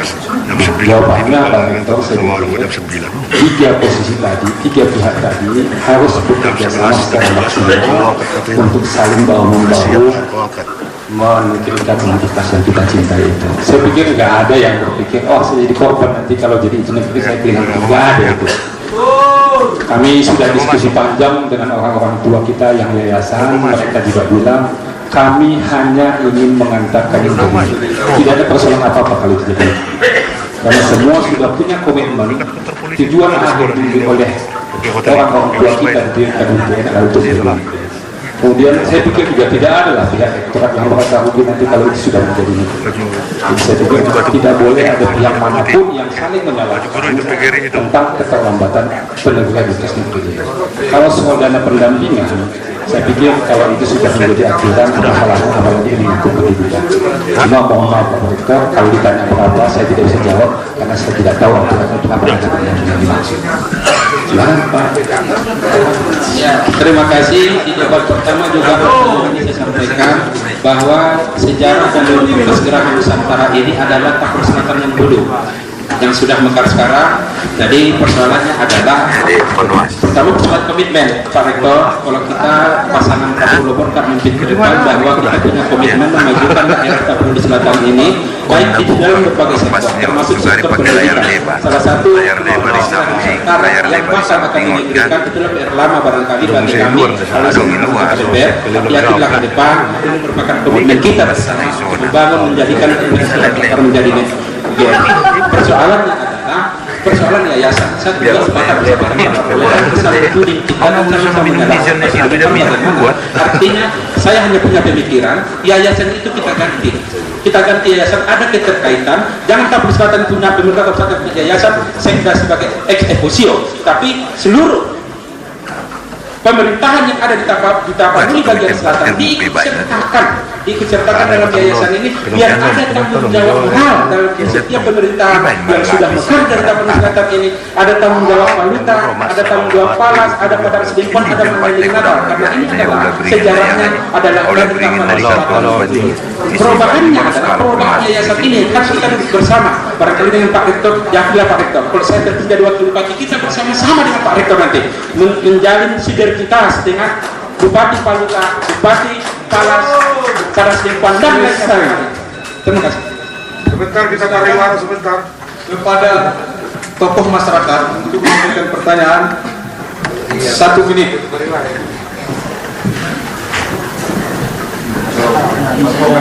Pulang itu ke masyarakat. Saya pakai baju serapul itu ke masyarakat itu juga kita kan lihat. Di tidak ketemu masyarakat jual pokok ya. Tokoh masyarakat. Indo ini nomor 7 ke masyarakat ini panggil Indo. Anggrek duin dah lo masyarakat. Gerak merdu. Pak ya. Terima kasih. Assalamualaikum warahmatullahi wabarakatuh. Saya yakin tiga calon pasangan adalah peraturan di KPU kan atau ada 3 hal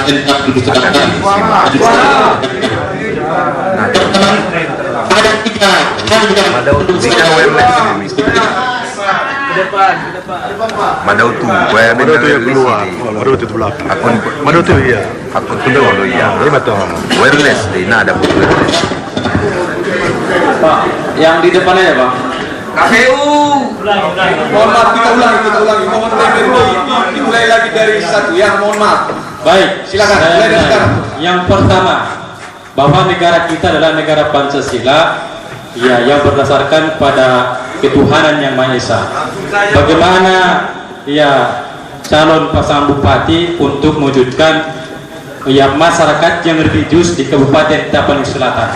Itu yang pertama. Yang kedua, bahwa pendidikan merupakan ya hal yang paling utama untuk memajukan bangsa ini. Kita melihat misalnya Tambang Mas Batang Toru itu dikelola oleh luar negeri. Bagaimana calon bupati, wakil bupati untuk mewujudkan generasi muda yang cerdas, yang mampu mengelola daerahnya sendiri. Yang ketiga, korupsi adalah hal yang sangat menggerogot ya daerah kita ini. Bagaimana calon bupati dan wakil bupati untuk menghindari transaksi jabatan yang ada di daerah kita ini dan menghindari adanya korupsi. Ya, demikian saja. Terima kasih. Assalamualaikum warahmatullahi wabarakatuh. Baik, kita rolling. Kita mulai, dipersilakan pasangan calon nomor 3 untuk menjawab pertanyaan tersebut dari sekarang. Baik, masyarakat religius itu harus dibuat juga aturannya. Kami ingat ada Perda nomor 16/17 tahun 2007 yang kami lahirkan bersama PAUD waktu itu. Saya pikir itu yang pertama harus kita siasati untuk berjalannya dengan baik dua perda tadi, yaitu yang pertama adalah wajib pakaian muslim bagi PNS dan siswa, itu sudah berjalan efektif.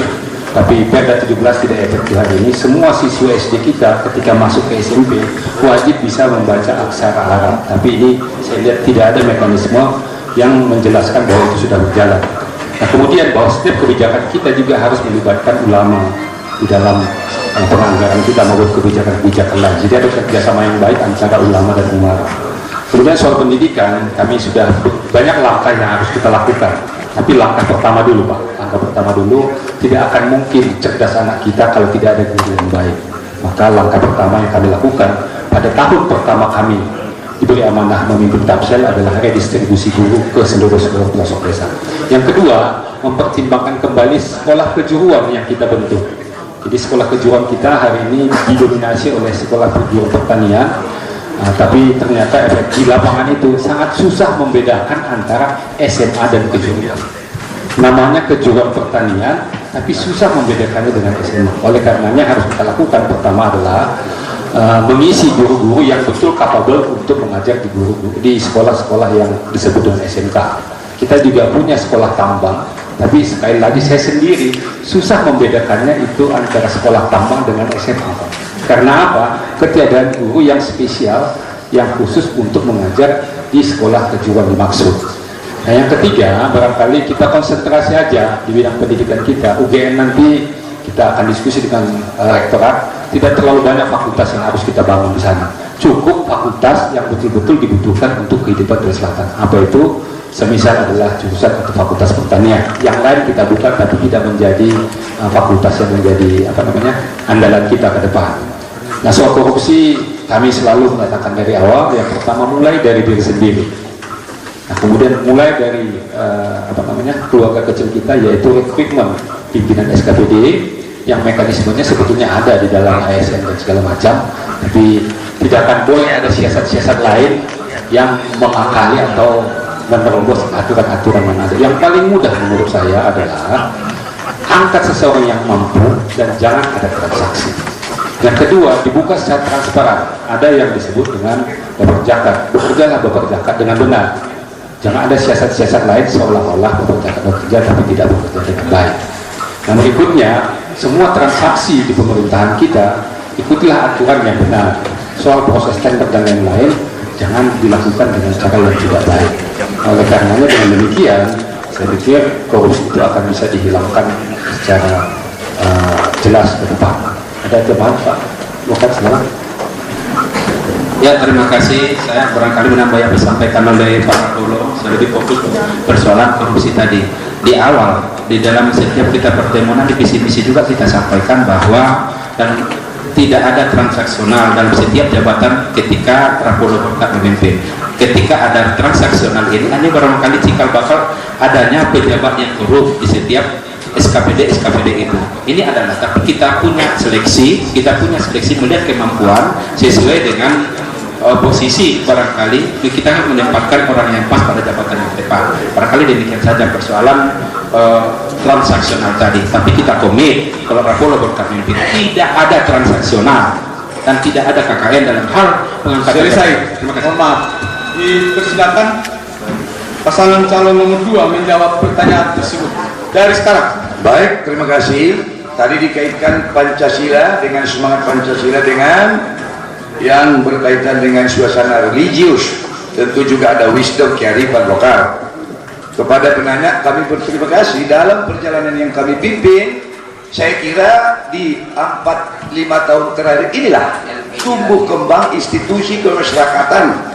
Katakanlah misalnya bagaimana didorong yang di bidang muslim, itu misalnya Badan Kontak Majelis Taklim, badan silaturahmi pondok pesantren, guru-guru madrasah, guru baca tulis Al-Quran kita tingkatkan. Tentu ini semangat Pancasila, saudara-saudara sekalian. Ya, bahwa ada yang keberatan terhadap itu, saya kira wajar karena dia coba-coba masuk ke situ, tidak bisa masuk. Biasalah, terpenting itu kita lakukan, kita bina untuk baik. Demikian juga untuk kawan-kawan umat Kristiani di zaman kita lah, badan kerjasama antar gereja BKG, kita dorong maju. Bahkan guru-guru sekolah minggu pun di zaman saya lah itu kita berikan insentif. Pada sisi lain lagi adalah juga di bidang ada Porkala, forum komunikasi antar lembaga adat. Makanya saya alhamdulillah terima kasih tokoh-tokoh adat Sepiro, Marancar, Moratais dan juga dari Syekh Matinggi hadir. Ini hadir raja-raja luarnya sebagai besar. Ini tentu juga adalah bagian penting untuk membangun tafsir ini supaya lebih baik. Dan di situ atas pertanyaan pasti ada semangat religius dan suasana batiniah yang terkandung di dalam Pancasila itu. Yang kedua dikaitkan pendidikan dan dikaitkan suasana tambang kita. Betul memang sejauh mungkin sebaiknya putra Indonesia lah mengelola tambang. Tapi ada aturan. Maka kurang lebih 4 tahun yang lalu, kami inisiasilah untuk paling tidak di sektor-sektor yang belum barangkali terlalu tinggi, tapi katakanlah untuk pekerja-pekerja yang di sektor yang tidak terlalu memerlukan high-tech, maka saya kita inisiasilah berdiri itu yang disebut SMK Pertambangan di Bakar Toru di Parsarilan Sipenggeng sana itu. Bahkan sesuai perkembangan saya ikuti terus, kecuali yang mengikutinya tidak pernah diikuti, jadi tidak tahu dia perkembangan. 2 tahun terakhir juga jurusannya sudah kita tambah supaya ada yang bergerak di bidang kelistrikan, karena saat ini ada potensi, yaitu potensi pembangunan pembangkit listrik atau PLTA Tapsel. Semua itu kita ingin anak-anak kita juga menjadi nanti paling tidak hanya penonton, tapi bisa nanti bekerja mereka di sana. Bahwa betulkah kita sudah puas? Tentu belum. Itu saya kira menjawab yang berkaitan dengan pertama. Yang kedua adalah di bidang bagaimana menghilangkan KKN. Dalam perjalanan kita telah upayakan untuk merekrut pegawai reward and punishment. Tentu belum sempurna barangkali ya. Ke depan itu bagaimanapun juga sekarang ada komisi ASN untuk menentukan pejabat-pejabat eselon 2. Jadi siapapun yang terpilih nggak akan bisa neko-neko, dan itu telah kita upayakan beberapa kali. Secara pribadi dan personal, saya tidak punya beban apa-apa. Kalau boleh saya sebut, anak saya pun sudah dokter semua. Keluarga saya pun tidak ada yang birokrasi di tafsir ini. Secara personal, jadi saya relatif agak lebih bebas, relatif akan bisa lebih tidak terbebani apapun kalau dikaitkan dengan KKN, misalnya menempatkan pejabat-pejabat pada eselon tertentu. Jadi saya nggak punya beban, saudara sekalian. Saya kira demikian. Terima kasih. Silakan pasangan calon nomor 3 menjawab pertanyaan yang sama. Dari sekarang, nomor 1. Minum Pak.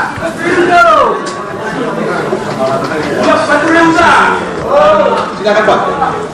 Kalau namanya kita masyarakat Tapanuli Selatan ini agar menjadikan masyarakat madani dan religius, ini ada dalam Alkitab, hablum minallah wa hablum minan nas.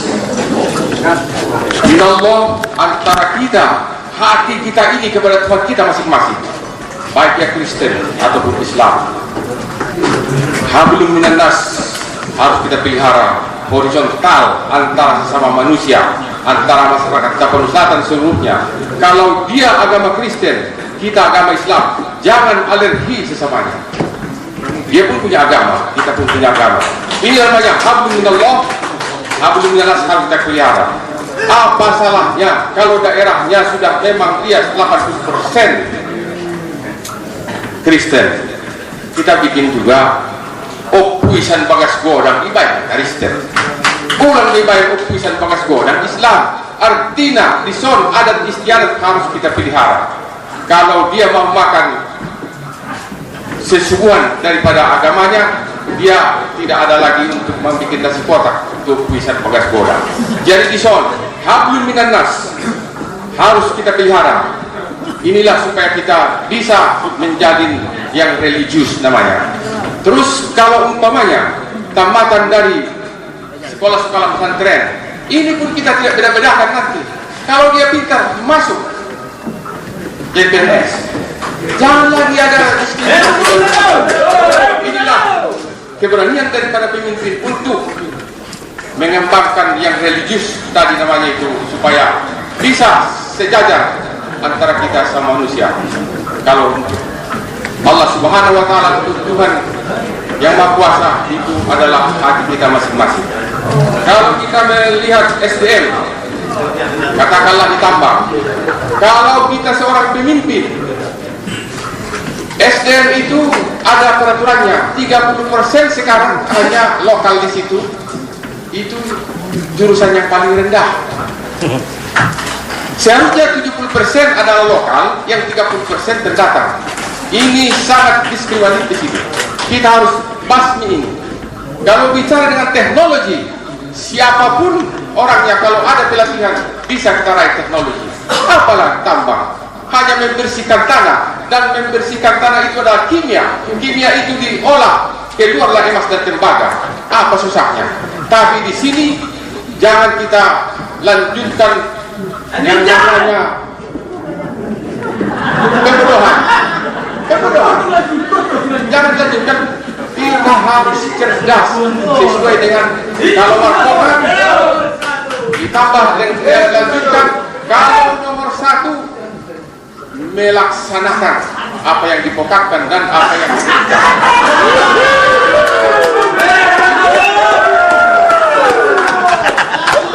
Begini ya, yang namanya masyarakat madani itu adalah bagian dari salah satu misi kita. Tentunya banyak hal yang kita lakukan. Pertama adalah memberantas narkoba di dalam Tapsel ini. Itu adalah untuk membuat kita menjadi masyarakat madani.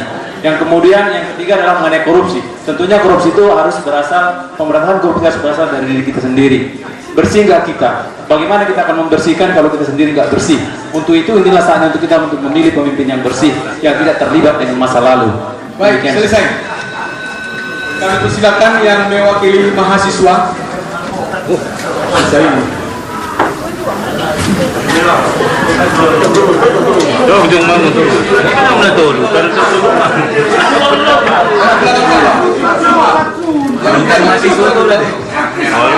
Keripan yang pakai jaket dan belakang yang jaketnya. Yang merah. Udah poin pertanyaan Yes. Ini nih. Silakan. 1 menit dari sekarang. Assalamualaikum warahmatullahi wabarakatuh. Perkenalkan, saya Muhammad Ali Sofian Pasaribu, Presiden Mahasiswa BEM Universitas Muhammadiyah Tapal Selatan. Pertanyaan saya ini kepada seluruh para kandidat. Yang pertama ialah tentang persoalan sesuai dengan tema.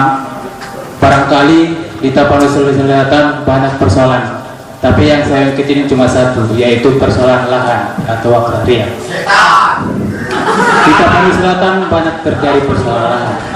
Saya hanya bertanya, langkah-langkah konkret apakah yang dilakukan Bapak untuk menyelesaikan persoalan ini? Langkah konkretnya. Yang kedua ialah masalah kemajuan daerah. Salah satu dorongnya ataupun indikator majunya daerah itu ada di sektor pariwisata. Di Tapal Saya menyambungnya nanti. Baik, terima kasih moderator. Assalamualaikum warahmatullahi wabarakatuh. Baik, dipersilakan kita rolling lagi. Dipersilakan pasangan calon nomor 2 menjawab. Pertama. Baik, silakan. Mengatasi apa masalah contoh tadi lah. Kunci utama taat ajas, taat aturan. Hindari ada kepentingan pribadi. Saya lihat kalau boleh setback lah, kau punya waktu kalau boleh mundur ke belakang, termasuk persoalan dulu memindahkan pusat pemerintahan ibu kota dari Spiro pulang dari sini pun di Spiro, karena ada kepentingan yang sempit untuk orang-orang tertentu. Apa itu? Kalau bisa pula di sini lah kantor bupati, Solono, Kutanoko. Kan ini yang bahaya kadang-kadang saudara sekalian. Tapi udahlah, udah masa lalu itu saudara-saudara sekalian. Ya, jadi itu pertama adalah taat ajas, taat aturan. Kalau masalah sengketa yang seperti itu. Yang kedua, jangan tunggu sesudah besar masalah itu baru diatasi. Ini kan kami 5 tahun ini bagian pemadam kebakaran. Kalau ada masalah lahan, OPM tadi, OPM itu Pak Borkat belum tuntas betul Pak Aldi. Tapi sekian kakak sudah sebagian mendapat. Walaupun kadang-kadang yang mendapat sekian kakak yang diwariskan oleh Pak Ongku dan Pak Aldi sama saya itu ada 200 sekian. Ada dulu statement kalau apa namanya yang tidak ditindaklanjuti, apa itu diminta 2 hektar. Tak tahu waktu katanya OPM atau ANJ mau waktu itu 2 hektar, tapi ada yang numpang di rayu rakyat supaya meminta 3 hektar. Inilah tukang kompornya ini. Jadi pertama adalah taat ajas, taat aturan. Udah itu jangan tunggu besar masalah lahan itu baru diselesaikan dengan baik. Berikut lagi adalah juga bisa juga lahan ini untuk menyelesaikan sengketa ini, yaitu melalui kearifan lokal sepanjang masih bisa dilakukan kearifan lokal. Berikut lagi adalah rakyat kita pengetahuannya relatif masih sangat perlu ditingkatkan. Contoh, rakyat kita kadang-kadang tidak peduli, nggak tahu dia kawasan hutan, yang penting dia berladang di sana.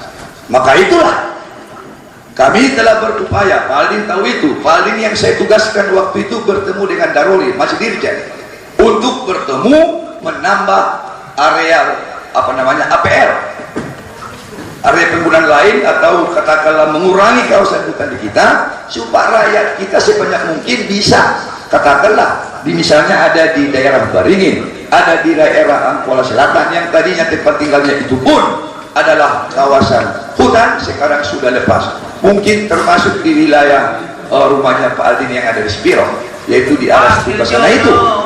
Ya syukurlah, kita senang ada orang yang teruntungkan dengan posisi yang seperti itu. Berikutnya lagi adalah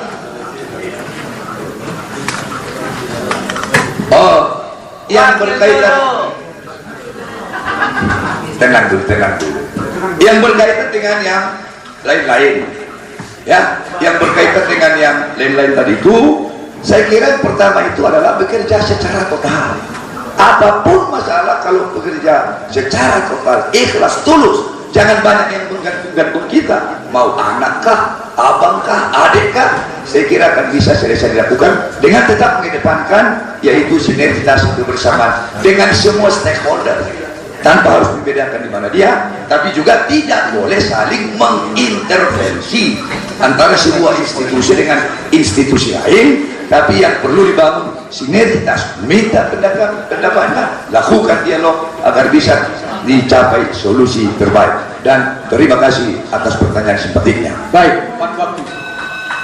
Silakan KPU pasangan calon nomor 3 menjawab pertanyaan tersebut. Baik, terima kasih. Kami satu-satunya yang punya visi misi yang nyata-nyata menyatakan mengakui hak kewilayatan di dalam aspek sosial kebudayaan. Nah, yang pertama kita lakukan adalah melakukan pemetaan terhadap hak-hak kewilayatan. Yang kedua, harus ada regulasi yang jelas. Kami berjanji paling tidak akan ada perbuk tentang kewilayatan, atau kalau boleh menjadi sebuah perda. Karena sesungguhnya keputusan Presiden, kalau saya nggak salah nomor 29 tahun 29, sudah mengakomodir dan menginginkan semua pemerintah kabupaten kota membuat perda kewilayatan. Nah, oleh karenanya regulasi ini menjadi penting, dan kami berjanji di era Menkoka Bibit Tapsel harus lahir regulasi yang mengakomodir tentang kewilayatan masyarakat. Yang kedua, soal kepentingan saya pikir juga itu clear.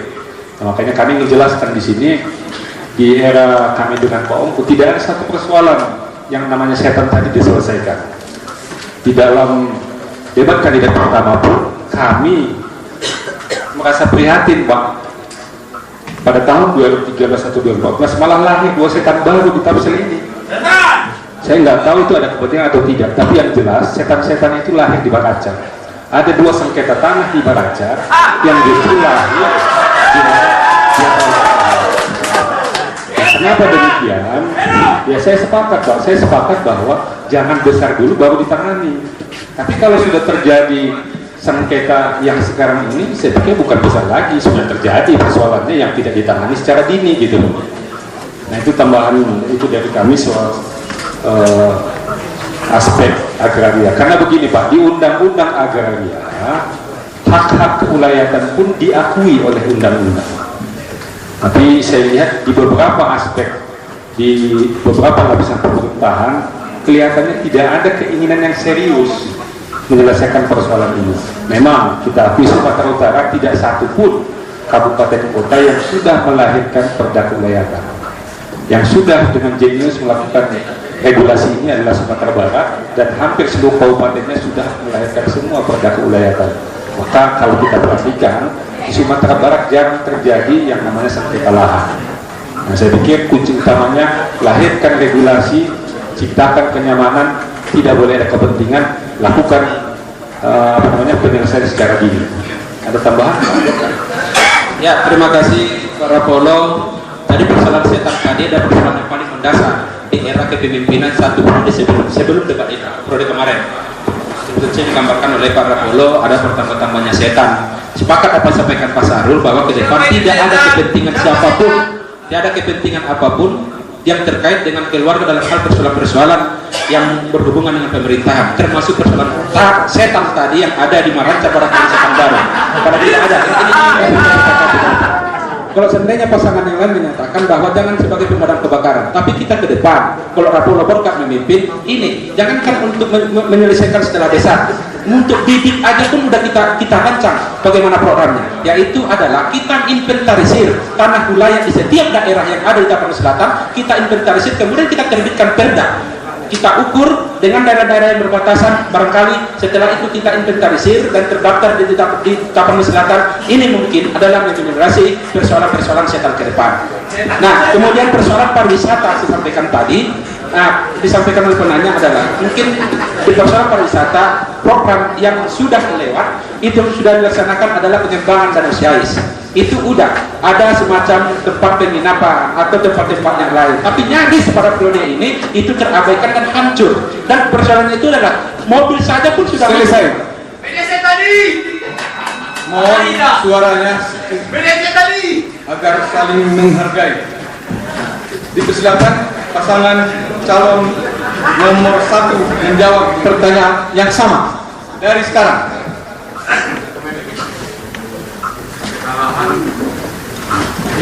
Sebetulnya jangan kita kait-kaitkan setelah besar baru diulang-ulangi. Sejak awal pun masyarakat sudah komplain, jangan ambil tanah saya Pak.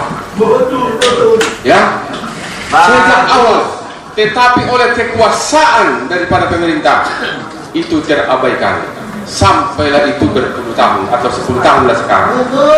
10 tahun sudah berbuah kelapa sawitnya, dia harganya jadi mahal.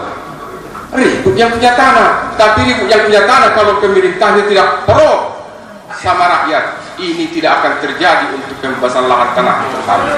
Tetapi kalau kita nanti Yusuf Siregar, Rusdi tidak akan memikirkan uang saku di sini. Lahannya pemerintah silakan ambil, lahannya OPM ambil, tapi lahannya rakyat kembalikan.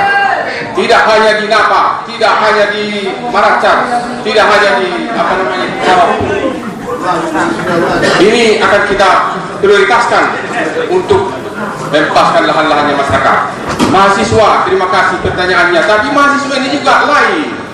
Kalau dia lagi ingin tek bicaranya waduh enak, tapi kalau dia sudah ada yang mengintimidasi, diam dululah. Ini yang saya sampaikan. Mahasiswa jangan begitu, teguh, harus teguh mahasiswa, teguh dalam pendirian, depan pintu masyarakat. Silakan masyarakat himbau supaya hak-hak masyarakat itu bisa dikembalikan. Mengenai pariwisata, saya dari awal kalau Danau Siais memang cantik, tapi kalau kita hitung danau itu dengan Marau ke sana pantai barat, jauh lebih menarik pantai barat. Kalau pantai barat itu kita kelola, kita bikin situ penginapan, itu tidak kalah dengan Pulau Nias. Yang dari Pulau Nias pasti turisnya pindah ke sana. Apalagi sekarang Garuda sudah mendarat di Langsori. Ini jalan-jalan provinsi sudah mulai diperbaiki, biarpun belum sempurna. Ini adalah keberanian daripada pemerintah pusat. Kalau pemerintah daerah berani untuk meminta kepada pusat supaya para wisata dijual di Tapanuli Selatan, ini pasti bisa.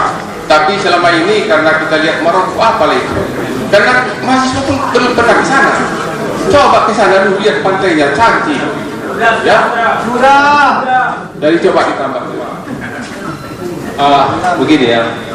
Ini Pak Moderator, mungkin saya bertanya mungkin ke penanya tadi, Dinda dari UMTS, pernahkah Anda dilibatkan di dalam proses seperti ini?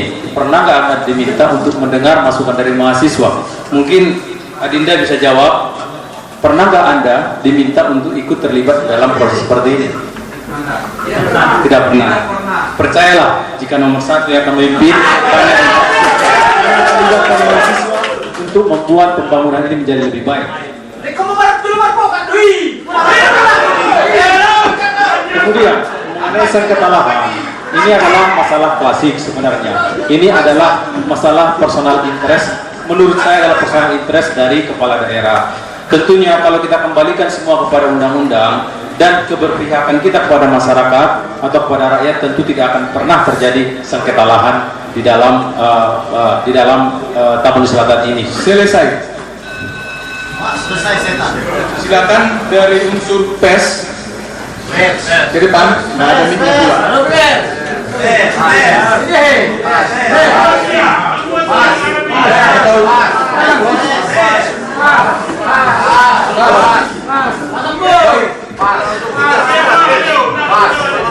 Kita lanjutkan dengan sesi terakhir, sesi 5, closing statement, pernyataan penutup dengan waktu 3 menit. Dipersilakan pasangan calon nomor 2 menyampaikan closing statement dari sekarang. Baik, terima kasih. Pertama adalah sesuai tema kita, cara memajukan daerah dan cara mengatasi persoalan daerah, yaitu kenali daerah. Kalau enggak kita kenal daerah, omong kosong bisa kita memajukan daerah itu sendiri. Pasti sudah.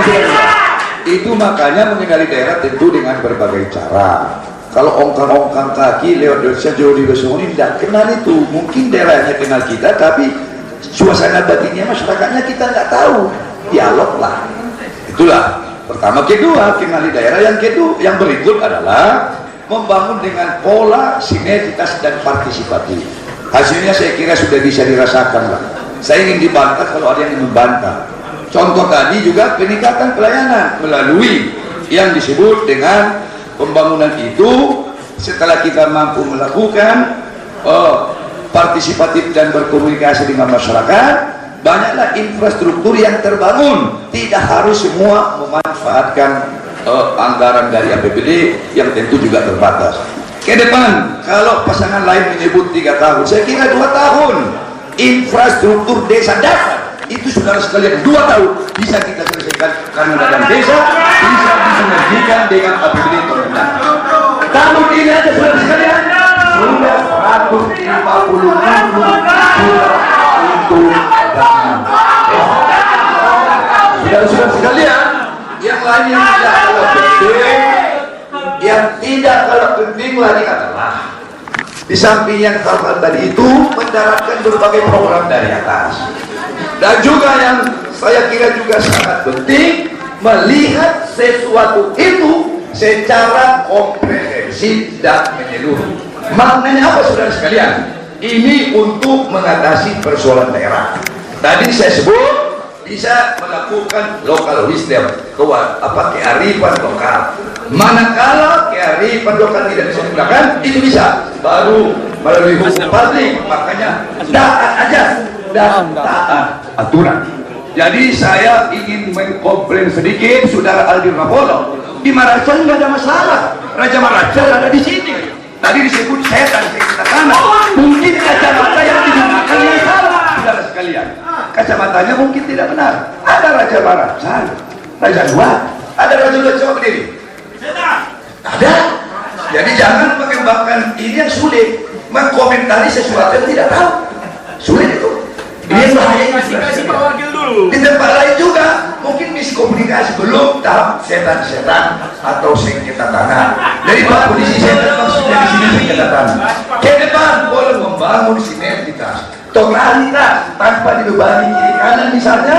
Itu sangat penting agar sampai maju ke depan dan lanjutkan pembangunan kita. Terima kasih, lanjutkan.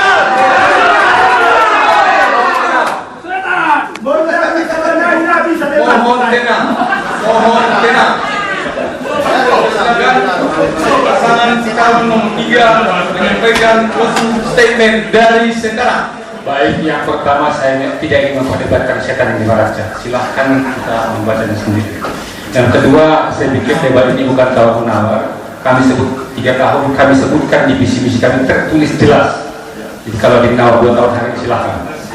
Nah, statement kami, closing statement yang pertama, di situ ada kemauan, di situ ada kemauan.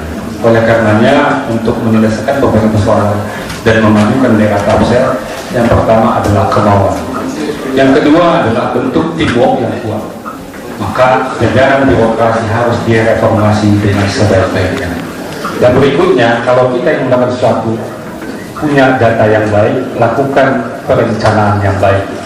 Jangan sporadis melakukan sesuatu. Oleh karenanya, bekerja dengan perencanaan yang matang akan menghasilkan sesuatu yang lebih baik. Yang kemudian yang ketiga, buat action konsisten bersikap dalam melakukan apapun. Nah, barangkali itu langkah-langkah yang kita lakukan. Tapi yang penting kami sampaikan di sini bahwa di situ ada kemauan, di situ ada jalan. Maka pemerintahan yang baik menurut kami bukan project oriented tapi program oriented. Demikian bagi saya. Silakan tambah Pak Pokat. Lagi waktunya baik, apa yang disampaikan oleh Pak Rapolo tadi itu adalah closing statement dari pasangan Marpokat. Tapi untuk ini semua barangkali bisa terwujud, berikan kesempatan kepada Marpokat untuk memimpin 5 tahun. Kita punya program itu jelas di dalam hal visi-misi yang dimintakan oleh KPU untuk diperbanyak. Kalau seandainya kita buat 3 tahun selesai persoalan jalan, bukan karena kami nomor 3, tidak. Sebelum kita cabut nomor pun sudah kita buat itu. Sudah pikirkan dengan matang. Kalau seandainya ada tawar-menawar, kawan mengatakan nomor 2 mana? Dalam hal tertulis yang bisa dipertanyakan kepada bahwa pasangan Marpokat jelas ada dalam visi-misi 3 tahun secara tertulis, hitam di atas putih pun siap kita untuk melakukan ini. Terima kasih. Assalamualaikum warahmatullahi wabarakatuh.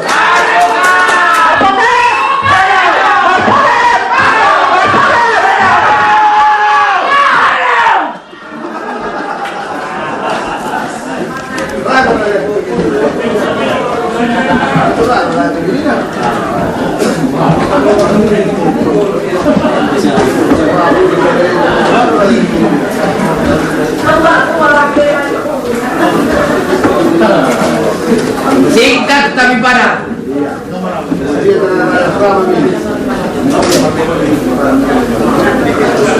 Persilakan pasangan calon 1 untuk menyampaikan closing statement dari sekarang. Terima kasih. Tapan Selatan adalah tapanuli tercinta yang kaya raya. Apapun ada di Tapan Selatan itu. Kita dari jauh bisa meneropong dari internet. Berarti biarpun kita jauh, tapi hati kita ada di Tapan Selatan. Dari awal. Tapanuli Selatan ini masih di bawah garis kemiskinan. 5 tahun atau 15 tahun dan generasi kamu masyarakat Tapanuli Selatan sudah merasakan 5 tahun ini apa? Kamu sudah mengidap apa yang kalian lihat 5 tahun ini? Kamu sudah mengarasoi apa yang kalian rasakan 5 tahun ini? Inilah cita-cita Yusuf Siregar dan Rusdi Nasution supaya kami ingin merubah kemiskinan harus kita naikkan. Tidak ada lagi garis kemiskinan di Tapanuli Selatan ini. Kenapa? Kita ke Tapanuli Selatan adalah mula Batu Rehuta. Bukan dari sini. Semata-mata hanya untuk meningkatkan kesejahteraan masyarakat Tapanuli Selatan. Ini akan ditampakkan oleh begini ya, ini perlu closing statement ini kita camkan bersama-sama bahwa ada pelajaran berharga yang kita peroleh yang mengenai adanya korupsi berjamaah di Sumatera Utara. Ini harus kita pahami bersama bahwa ada kolusi yang sangat mendalam antara yudikatif, legislatif, dan eksekutif di Sumatera Utara. Jangan sampai ini terjadi di Tapanuli Selatan ini. Untuk itu, pilihlah orang yang bebas dari masa lalu itu. Kami terbebas dari masa lalu. Kami tidak punya kepentingan apapun di sini. Kami independen, kami profesional. Kami akan menghapuskan semua masalah-masalah setan yang disebutkan yang tadi itu. Kemudian masalah kepemudaan, saya akan melibatkan pemuda dalam proses pemerintahan karena saya yakin pemuda adalah harapan bangsa kita. Saya yang yakin, saya ingat apa yang disampaikan oleh Hasan Albana bahwa setiap momen sejarah pemuda lah utamanya. Kita banyak belajar, ada Syahrir, ada Soekarno, ada semuanya itu adalah orang-orang yang muda. Kemudian tidak bisa dipungkiri bahwa di ruangan ini kita ingin memajukan Tangsel. Kita melanjutkan pembangunan kita sebagaimana falsafah dari anak. Namun kita harus merokokan untuk itu. Tapi kalau kita tidak satu, semua akan gagal. Maka Marsada Mahita Batu Rehuta. Sahabat KIS, baru saja Anda mendengarkan debat publik calon bupati dan wakil bupati Tapanuli Selatan periode 2015-2020, eksklusif hanya di KIS FM. Waktu sudah menunjukkan pukul 22 malam. Sahabat KIS, beri maaf orang yang berbuat salah pada Anda. Jangan buat hidup Anda terbebani oleh dendam.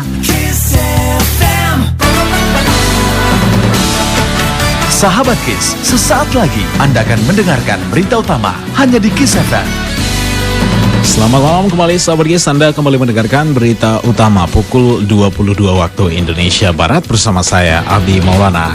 Dari Parang Sidimpuan, sahabat KIS, dikabarkan rencana Sarah 9 tahun kembali ke rumahnya di Sitamiang, Kecamatan Parang Sidimpuan Selatan, kandas setelah diseruduk mobil